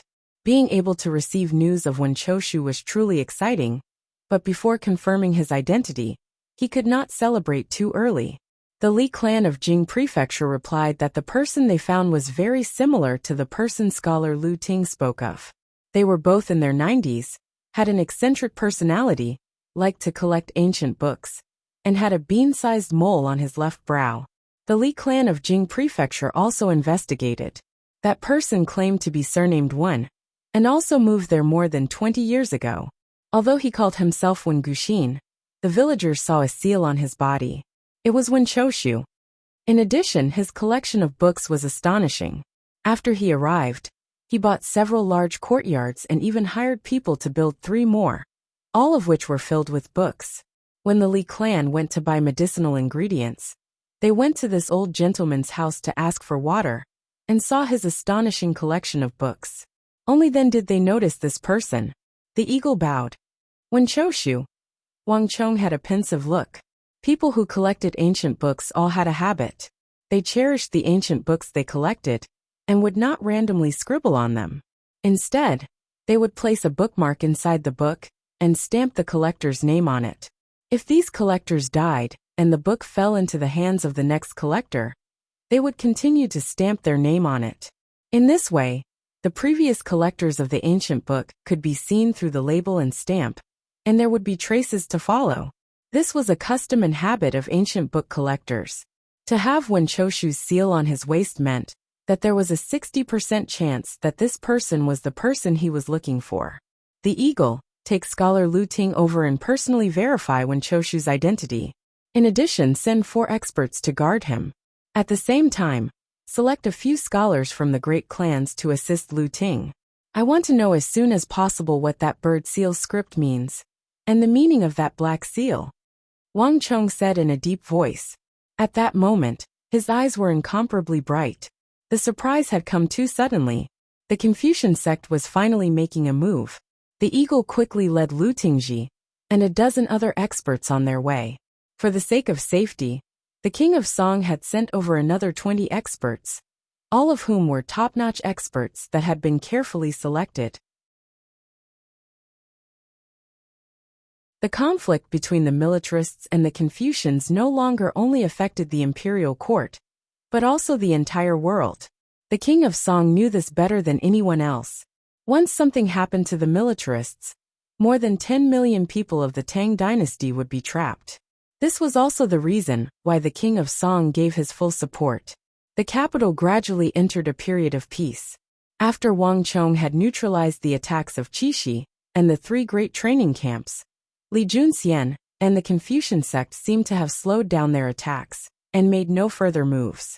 Wang Chong was also waiting for further news from Lu Tingji and the king of Song. The two sides had entered a temporary period of peace. But both Wang Chong and Li Junxian understood that the other side was preparing to launch a new wave of attacks at any moment. At the same time, something else was taking place in the capital that did not alarm too many people. With the Bureau of Military Personnel taking the lead and Zhangqiu Jinxiong presiding over the joint support of King of Foreign Lands Wang Chong, Gao Xianji, Ge Han, Zhang Shougui, Xinyu Zhongtong, and the other protector generals and great generals, a new commander base was formally established in the northwestern suburbs of the capital. The general base was massive, several dozen mu in size. The Bureau of Military Personnel would pay a portion of the construction costs, Wang Chong would pay half, and the great clans of the capital would pay the rest. To put it nicely, it was a sponsorship. This was yet another new method. In this way, the problem of the Bureau of Revenue allocating funds could be avoided, allowing the commander base to be built as quickly as possible. In addition, the main architect of this commander base was none other than the master architect of Wuxia's City of Steel and the steel buildings of the Northwest Battlefield, Zhang Shouji, whose name had spread throughout the world. It would take at least several more months for the commander base to be completed. When the time came, many students of the three great training camps and some officers of the military would be able to enter and study. Unlike the three great training camps, the commander base would teach a great deal of military strategy and command techniques. All the instructors were top-class officers from the 5 protectorates, each of them possessing rich experience in battle. This was one of the characteristics that distinguished the commander base from the 3 great training camps. On the other hand, Wang Chong imparted a higher level of combat ability to them. Wang Chong's reputation as the new war god and his world-renowned ability to command soldiers made this commander base even more attractive. At the same time, Wang Chong was working hard to find Li Junxian, but Li Junxian seemed to have evaporated into thin air. But even so, the Confucian school's offensive did not stop. More and more Confucian lectures were appearing in the capital, preaching benevolence, righteousness, propriety, and wisdom, promoting the great harmony of the world, and the influence of the Confucian school continued to grow. Wang Chong could sense that the hearts of the people were slowly changing, but the Confucian school's choice was impeccable. Not even Wang Chong, as the king of foreign lands, could stop the Confucian school from carrying out these lectures. But just because he could not stop them, did not mean that Wang Chong had no way of dealing with them. Suki Chung Sanyuan, I have something for you to do. Several days later, Wang Chong summoned Suki and the others to his study. I want you to immediately contact the great clans of the capital and have them complete this task as quickly as possible. In addition, I will initially provide 30 million taels of gold, and I will provide even more to help you complete this task. Ah, my lord. Everyone in the room looked in shock at Wang Chong with their mouths agape. 30 million. And it was in gold. And it would continue to increase. This was a figure that completely surpassed their imaginations. After all, the imperial court had only given Wang Chong 10 million taels of gold for the Battle of Talas. This 10 million taels of gold had been enough to support the Tang dynasty in its war against Arabia, laying the foundation for its final victory. But now, Wang Chong had given them 30 million taels of gold, and this was only a portion of it. This was a fortune that many people would never be able to use in their entire lives. They found it very difficult to imagine just what sort of task would require so much gold. Everything is written in the letter. Go. Yes, my lord. Suki took the letter from the table and quickly left. A few days later, a piece of news from the Jing prefecture reached the capital. A body-strengthening school led by the Jing Prefecture's Li clan had been established in the Jing Prefecture. All kinds of martial arts were taught there. And not only was it free of charge, it even provided free breakfast and dinner. At the start, there was only one person, but it quickly grew to 7 or 8, and then more than 10. At the start, it was only in the Jing Prefecture, but these martial arts schools began to sprout like bamboo shoots after the rain, opening from the Jing Prefecture to the neighboring prefectures, and then spreading out to other places.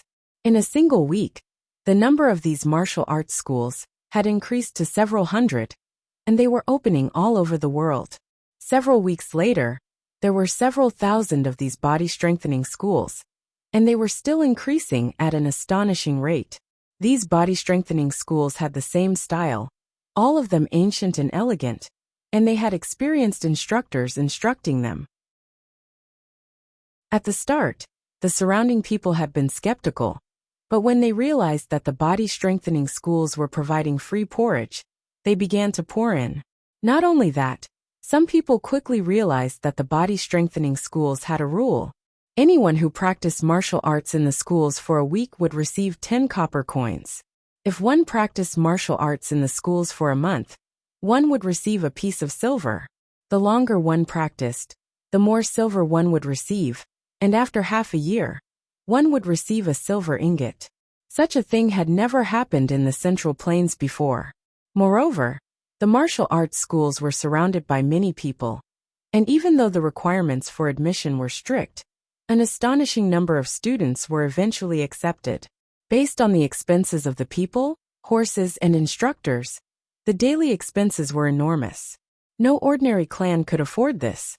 But people quickly realized that the martial arts schools seemed to have an endless supply of silver.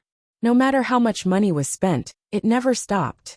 It was like the owner of these body-strengthening schools possessed an inexhaustible amount of wealth. And when the owner of these body-strengthening schools was revealed, the entire world was thrown into an uproar. The king of foreign lands, the owner of these thousands of body-strengthening schools, was none other than the illustrious and influential war god of the Tang dynasty, Wang Chong. In a flash, the world was thrown into an uproar. Because of Wang Chong's reputation, countless people surged into these body-strengthening schools to learn martial arts and strengthen their bodies. Countless local tycoons contacted Wang Chong, hoping that his body-strengthening schools would be opened in their areas. Some local tycoons and clans even offered to pay for a portion of the daily expenses of these body-strengthening schools. In a short time, Wang Chong's reputation caused these body-strengthening schools to sweep through the world. For a time, it was a trend to strengthen one's body and practice martial arts. The number of body-strengthening schools rapidly swelled to tens of thousands, covering almost the entire world. Flap flap. One carrier pigeon after another flew toward the capital. In the northwest corner of the capital, in a tea house, a black-robed elder, who appeared to be an erudite Confucian scholar, extended a hand and caught the carrier pigeon. With just a glance, his complexion instantly turned ashen. Bastard! The Confucians had opened schools in the capital to promote benevolence, righteousness, propriety, and wisdom, while Wang Chong had opened martial arts schools throughout the 9 provinces to teach martial arts. He was clearly opposing the Confucians.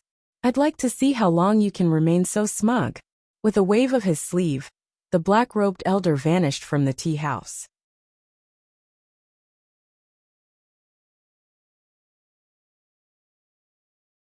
Chapter 1298. The people of the Confucian sect were far from the only ones to receive the news. At the same time, in the Wang family residence, Wang Chong was dressed in plain clothes, his long black hair held in place by a hairpin. As he stood in front of his desk, he exuded both the elegance of the scholarly path and the dignity and bearing of the martial path. On the table in front of him were reports from the various provinces and commanderies. Not bad. In just a few short moments, we've already broken through 50,000. A smile crept onto Wang Chong's lips as he read the message. This number was far greater than he had imagined. The daily expenditure was so astonishing that even the ancient clans of the capital, with 200 or 300 years of history and astonishing wealth, could not afford it. In normal circumstances, No single person or faction could accomplish this. But in the Battle of Khorasan, Wang Chong had obtained 1.9 billion taels of gold from Mutasim III. 1 billion had been given to the imperial court, 100 million had been used to buy the Hyderabad mountain range, and 200 million had been used to compensate the deceased soldiers, and to repay the tribes of the western regions and Greater and Lesser Balar that had participated in the battle. At the same time, Wang Chong, Go Xianji, and the others still had around 600 million gold taels in their hands. It was with this immense wealth that Wang Chong was able to support the construction of the massive number of body-tempering halls across the country. This step was not just to deal with Li Junxian and the Confucian sect. In truth, long ago, when they had first obtained this sum of gold, Wang Chong and Gao Xianji had discussed in Khorasan how they would use this sum of money to enrich the country and strengthen the people. This included building body-strengthening schools throughout the empire, teaching martial arts, and raising the martial strength of the people of the Tang dynasty. At the time, they had even received the fervent praise of Gao Xianji. But now was the right time, and they could use this opportunity to fully carry out the body-strengthening school plan. In his last life, in the battle against the otherworldly invaders, Wang Chong had always been faced with a lack of soldiers. Although the Central Plains had tens of millions of people, very few people were suited for the battlefield and could join the army.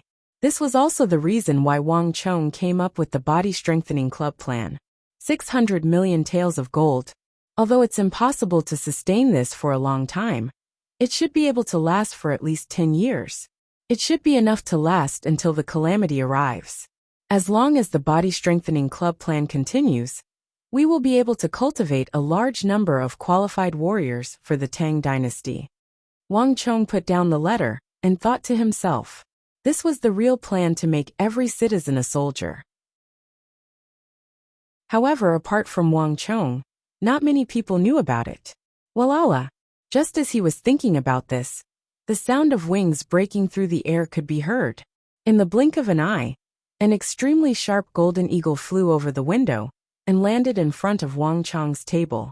Seeing this special eagle, Wang Chong's eyes twitched. This was the signal that Wang Chong and the eagle had agreed upon. There was finally news from Lu Tingji. 2 days later, a letter accompanied by a thick carriage of documents was transported from the distant Jing prefecture to the capital and into the Wang family residence. When Choshu's identity had been confirmed, and Lu Tingji had gained far more than he had imagined. Not only had Lu Tingji fulfilled his long-cherished wish of many years and met Wen Choshu in person, he had also unexpectedly obtained a large amount of information on bird seal script from this #1 bibliophile of the Central Plains. Lu Tingji had discarded the purely academic materials and sent the information that he found useful from the Jing prefecture to the capital. He had also marked all of them so that Wang Chong could read them. My lord, Scholar Lu has said that he has placed the most important book on top. You only need to read the first book to understand the meaning of that black mark. Su Shixian sternly said. Wang Chong said nothing more. He picked up the black ancient book at the very top of the box and opened it. At first glance, Wang Chong saw a bookmark stamped with a red square seal. When Choshu, Wang Chong recognized the contents at a glance. As he flipped to the first page, bird seal script characters leapt into view. With a glance, Wang Chong knew that Lu Tingji was correct. There truly was a character in the center of that black mark, and it was the bird seal script that Lu Tingji had spoken of. The style of the two was exactly the same.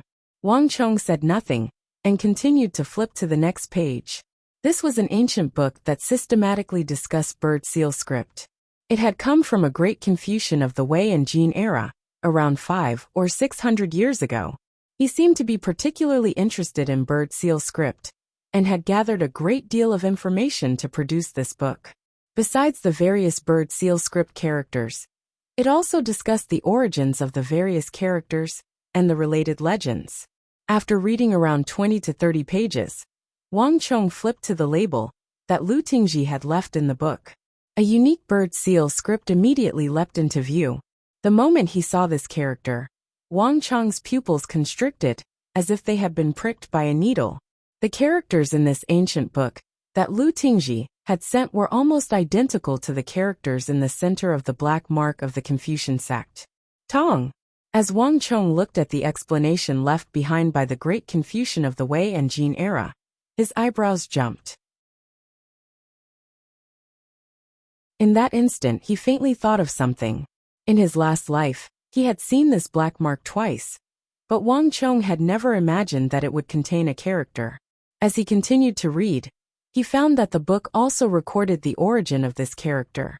During the spring and autumn and warring states periods, the various countries were at war, and the people of the divine continent were plunged into misery and suffering. Among them, there was a sage who traveled everywhere, seeking audience with the monarchs of the various countries, in hopes of persuading them to abandon their selfish desires. However, from the age of 30 to the age of 70, that sage spent 40 years to no avail. In his later years, not only did the wars of the divine continent not stop, they only grew more and more intense. When his last disciple, who had once accompanied him in persuading the various monarchs, died in the chaos of war, the last sage of the spring and autumn era could no longer hold back his grief and indignation. He spat out a mouthful of essence blood and dipped his finger in it. Before the eyes of his young followers, he created a new bird seal script, the character for Tong. This word contained all of the spring and autumn saints' ambitions and unwillingness. After writing this character, the last sage of the spring and autumn era expressed his unwillingness and regret to his young followers before passing away. It was rumored that after the sage's death, one of his young followers took the character he had written and fled deep into the mountains.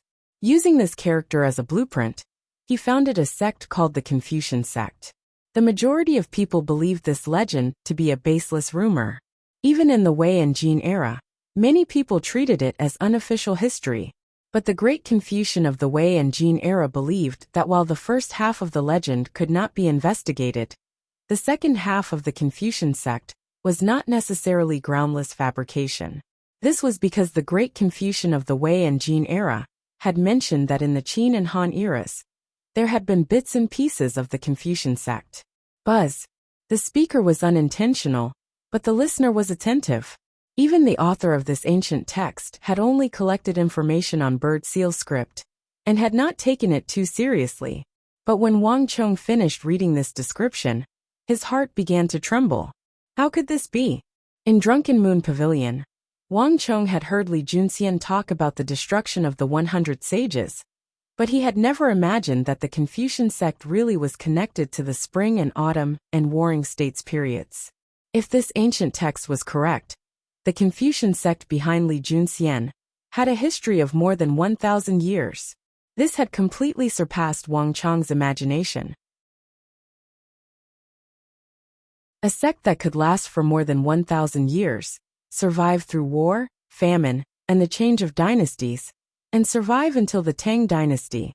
If he had not seen Li Junxian and the members of the Confucian sect with his own eyes, and seen the black insignia on their hands, Wang Chong would have never dared to believe that all this was true. Wang Chong continued to flip through the pages, but this ancient text did not have many records on the Confucian sect.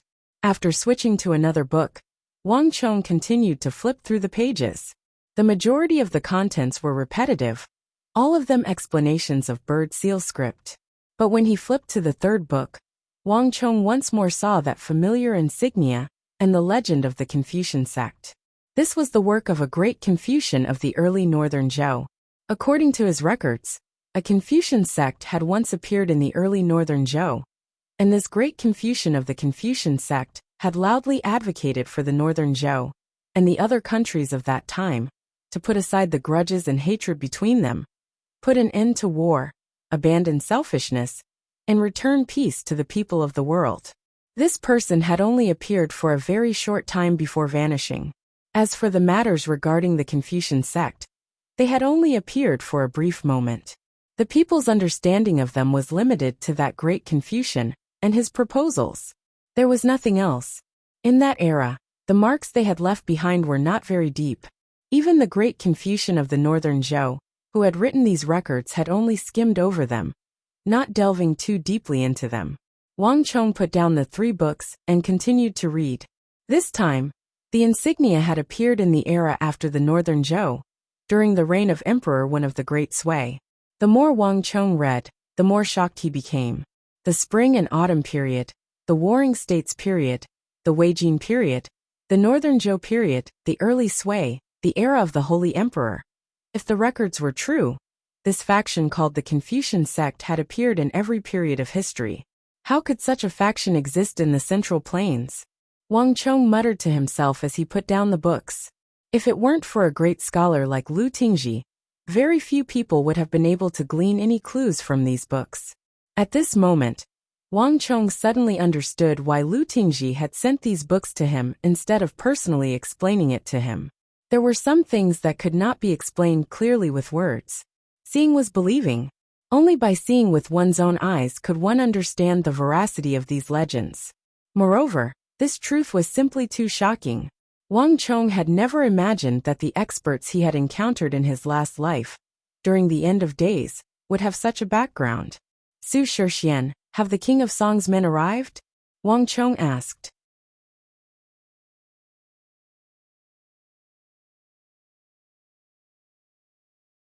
Chapter 1299. My lord, the King of Song's men will be arriving soon. Su Shixian bowed. Reporting. While the two of them were talking, a guard of the Wang clan suddenly rushed into the room. My lord, the captain of the King of Song Residence's guard, Luo Zhen, requests an audience. Let him in. Wang Chong's eyes flashed as he waved his hand. A few moments later, a black-bearded man more than 9 meters tall, armed with armor and wielding a spear, swiftly strode into the room. Your Highness, the King of Song has a letter for me to personally deliver to your Highness. Luo Zhen bowed and presented the letter to Wang Chong with both hands. The King of Song said that this matter is extremely important, so he had me personally deliver it. Wang Chong took the letter and slid his finger across it, taking out the letter. With just a glance, Wang Chong's expression flickered. This letter was covered in a ghastly red stain. At that moment, Wang Chong vaguely thought of something, and his heart trembled. Opening the letter, Wang Chong continued to read. This letter was a routine report from the spy that the King of Song had placed at King Qi's side, reporting what he had seen of King Qi's daily life. Although King Qi had always been careful and left no trace, his efforts had paid off. In the end, he had managed to eavesdrop on the information he wanted.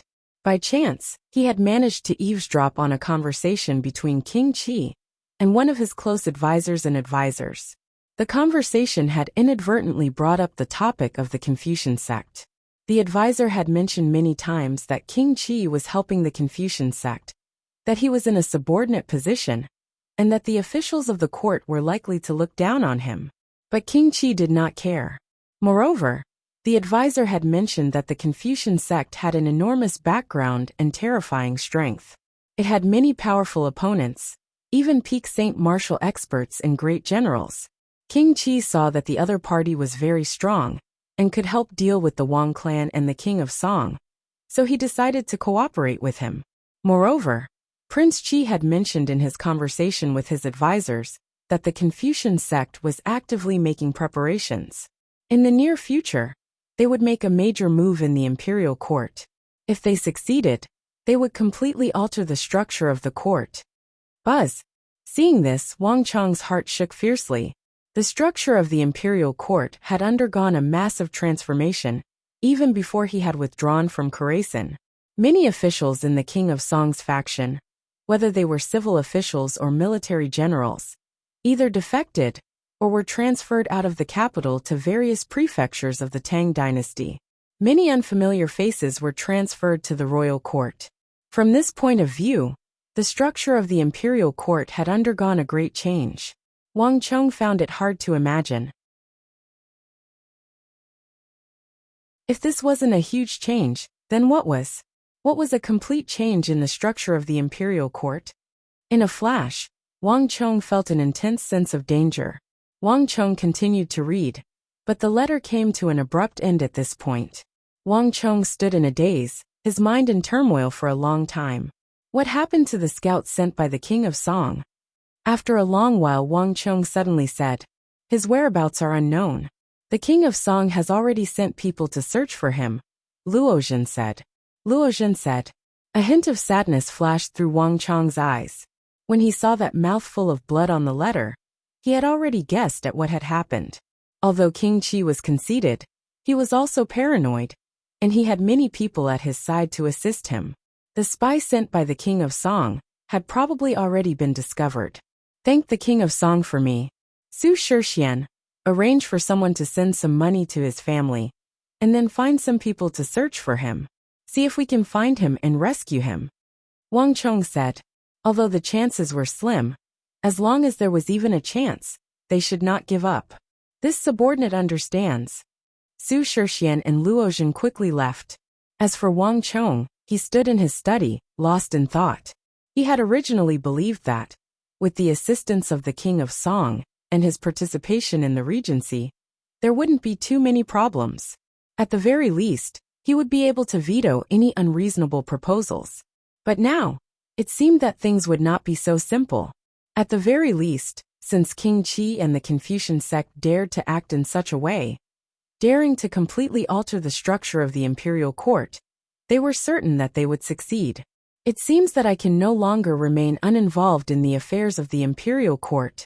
At the very least, I have to do my best to participate in the early stages. This way, the king of Song will have someone to look after in the imperial court, Wang Chong quietly said to himself. With this thought in mind, Wang Chong quickly left the study. Days passed. 3 days later, Wang Chong bathed and changed into a crimson imperial robe. Under the attentions of his entourage, he walked out of the Wang family residence. Outside the residence, a magnificent carriage inlaid with gold was waiting. Whoosh! The sky was dark, the first rays of dawn spitting out from the east. At almost the same moment, a messenger pigeon flew through the air and landed in Wang Chong's hand. Wang Chong only glanced at it before crushing the letter into a ball. Is everything prepared? Wang Chong calmly asked. Your Highness, everything has been arranged. The king of Song's carriage is waiting at the palace gate. Once Your Highness arrives, we will head to the imperial court together. Su Shixian bowed. Wang Chong grunted and nodded. He raised the curtain and stepped into the carriage. Hiya!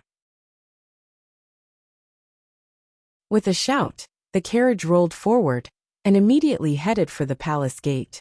Around an hour later, Wang Chong's carriage finally arrived at the gate of the imperial city. There, an ornately carved carriage was waiting. The image of an imperial dragon on the carriage clearly indicated the identity of its occupant. Although all the kings of the Tang dynasty used the image of an imperial dragon, each of them had a different design.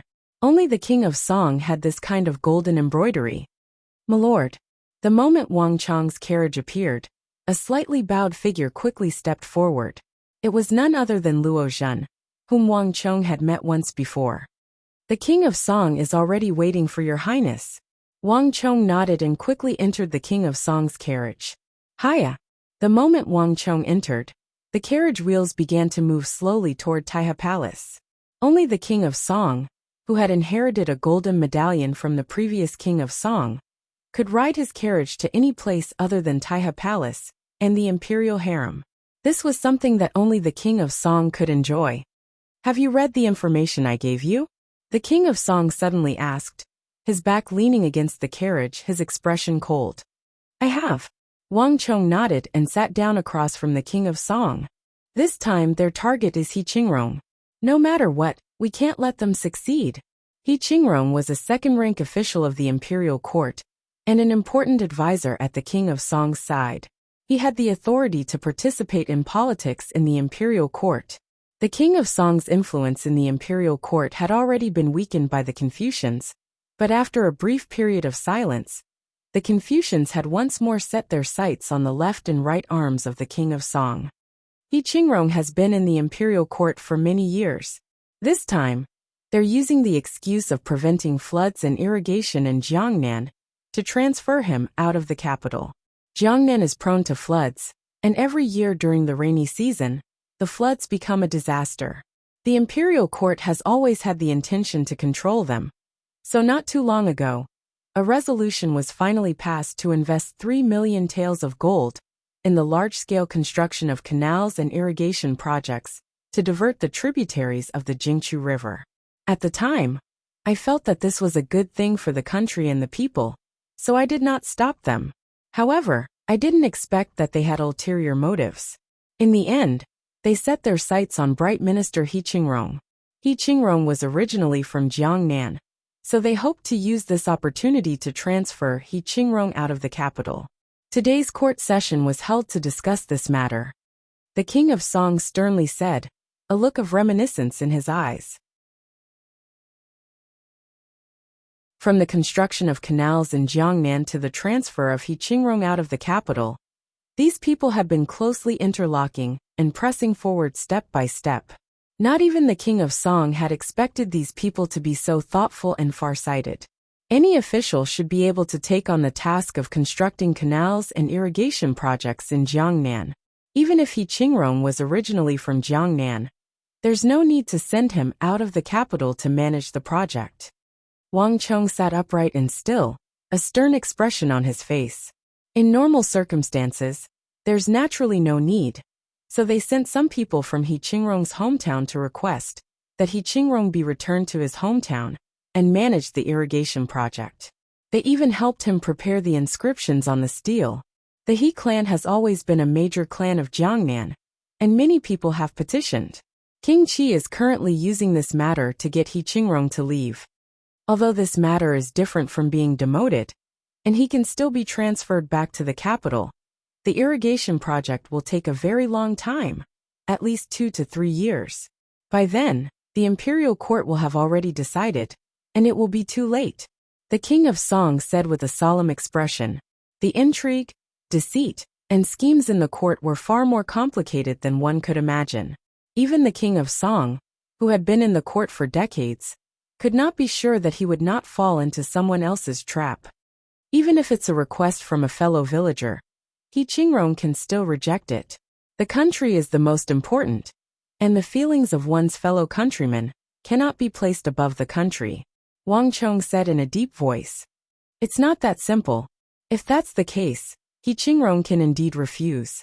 But with the request from the townsfolk, and He Qingrong's mother being seriously ill, everything is different. The king of Song said with a hint of worry between his brows. Buzz! Wang Chong's entire body trembled at these words. He truly had not expected this at all.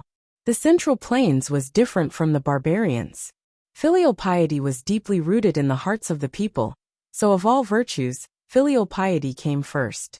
If the townsfolk wished, He Qingrong could choose not to return, but if he did not return from his mother's illness, he would be considered unfilial. In every dynasty, he would inevitably be attacked, and when the time came, He Qingrong might not even be able to hold an official position. He Qingrong is a second-rank official, a loyal official of the court. Why is his mother in Jiangnan when he's an official? Wang Chong asked.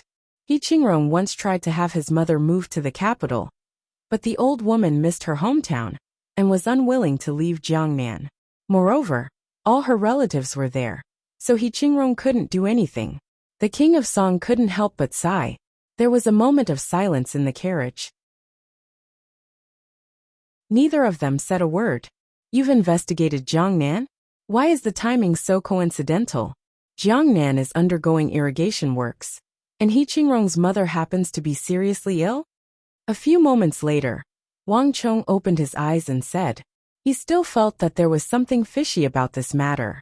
The fact that He Qingrong's mother was seriously ill was far too coincidental. Wang Chong instinctively sensed that this matter was man-made. You're tuning in to the Li Mei's Wuxia Whispers YouTube channel. We're so grateful for your support, and don't forget to subscribe to join us on this incredible journey through captivating stories.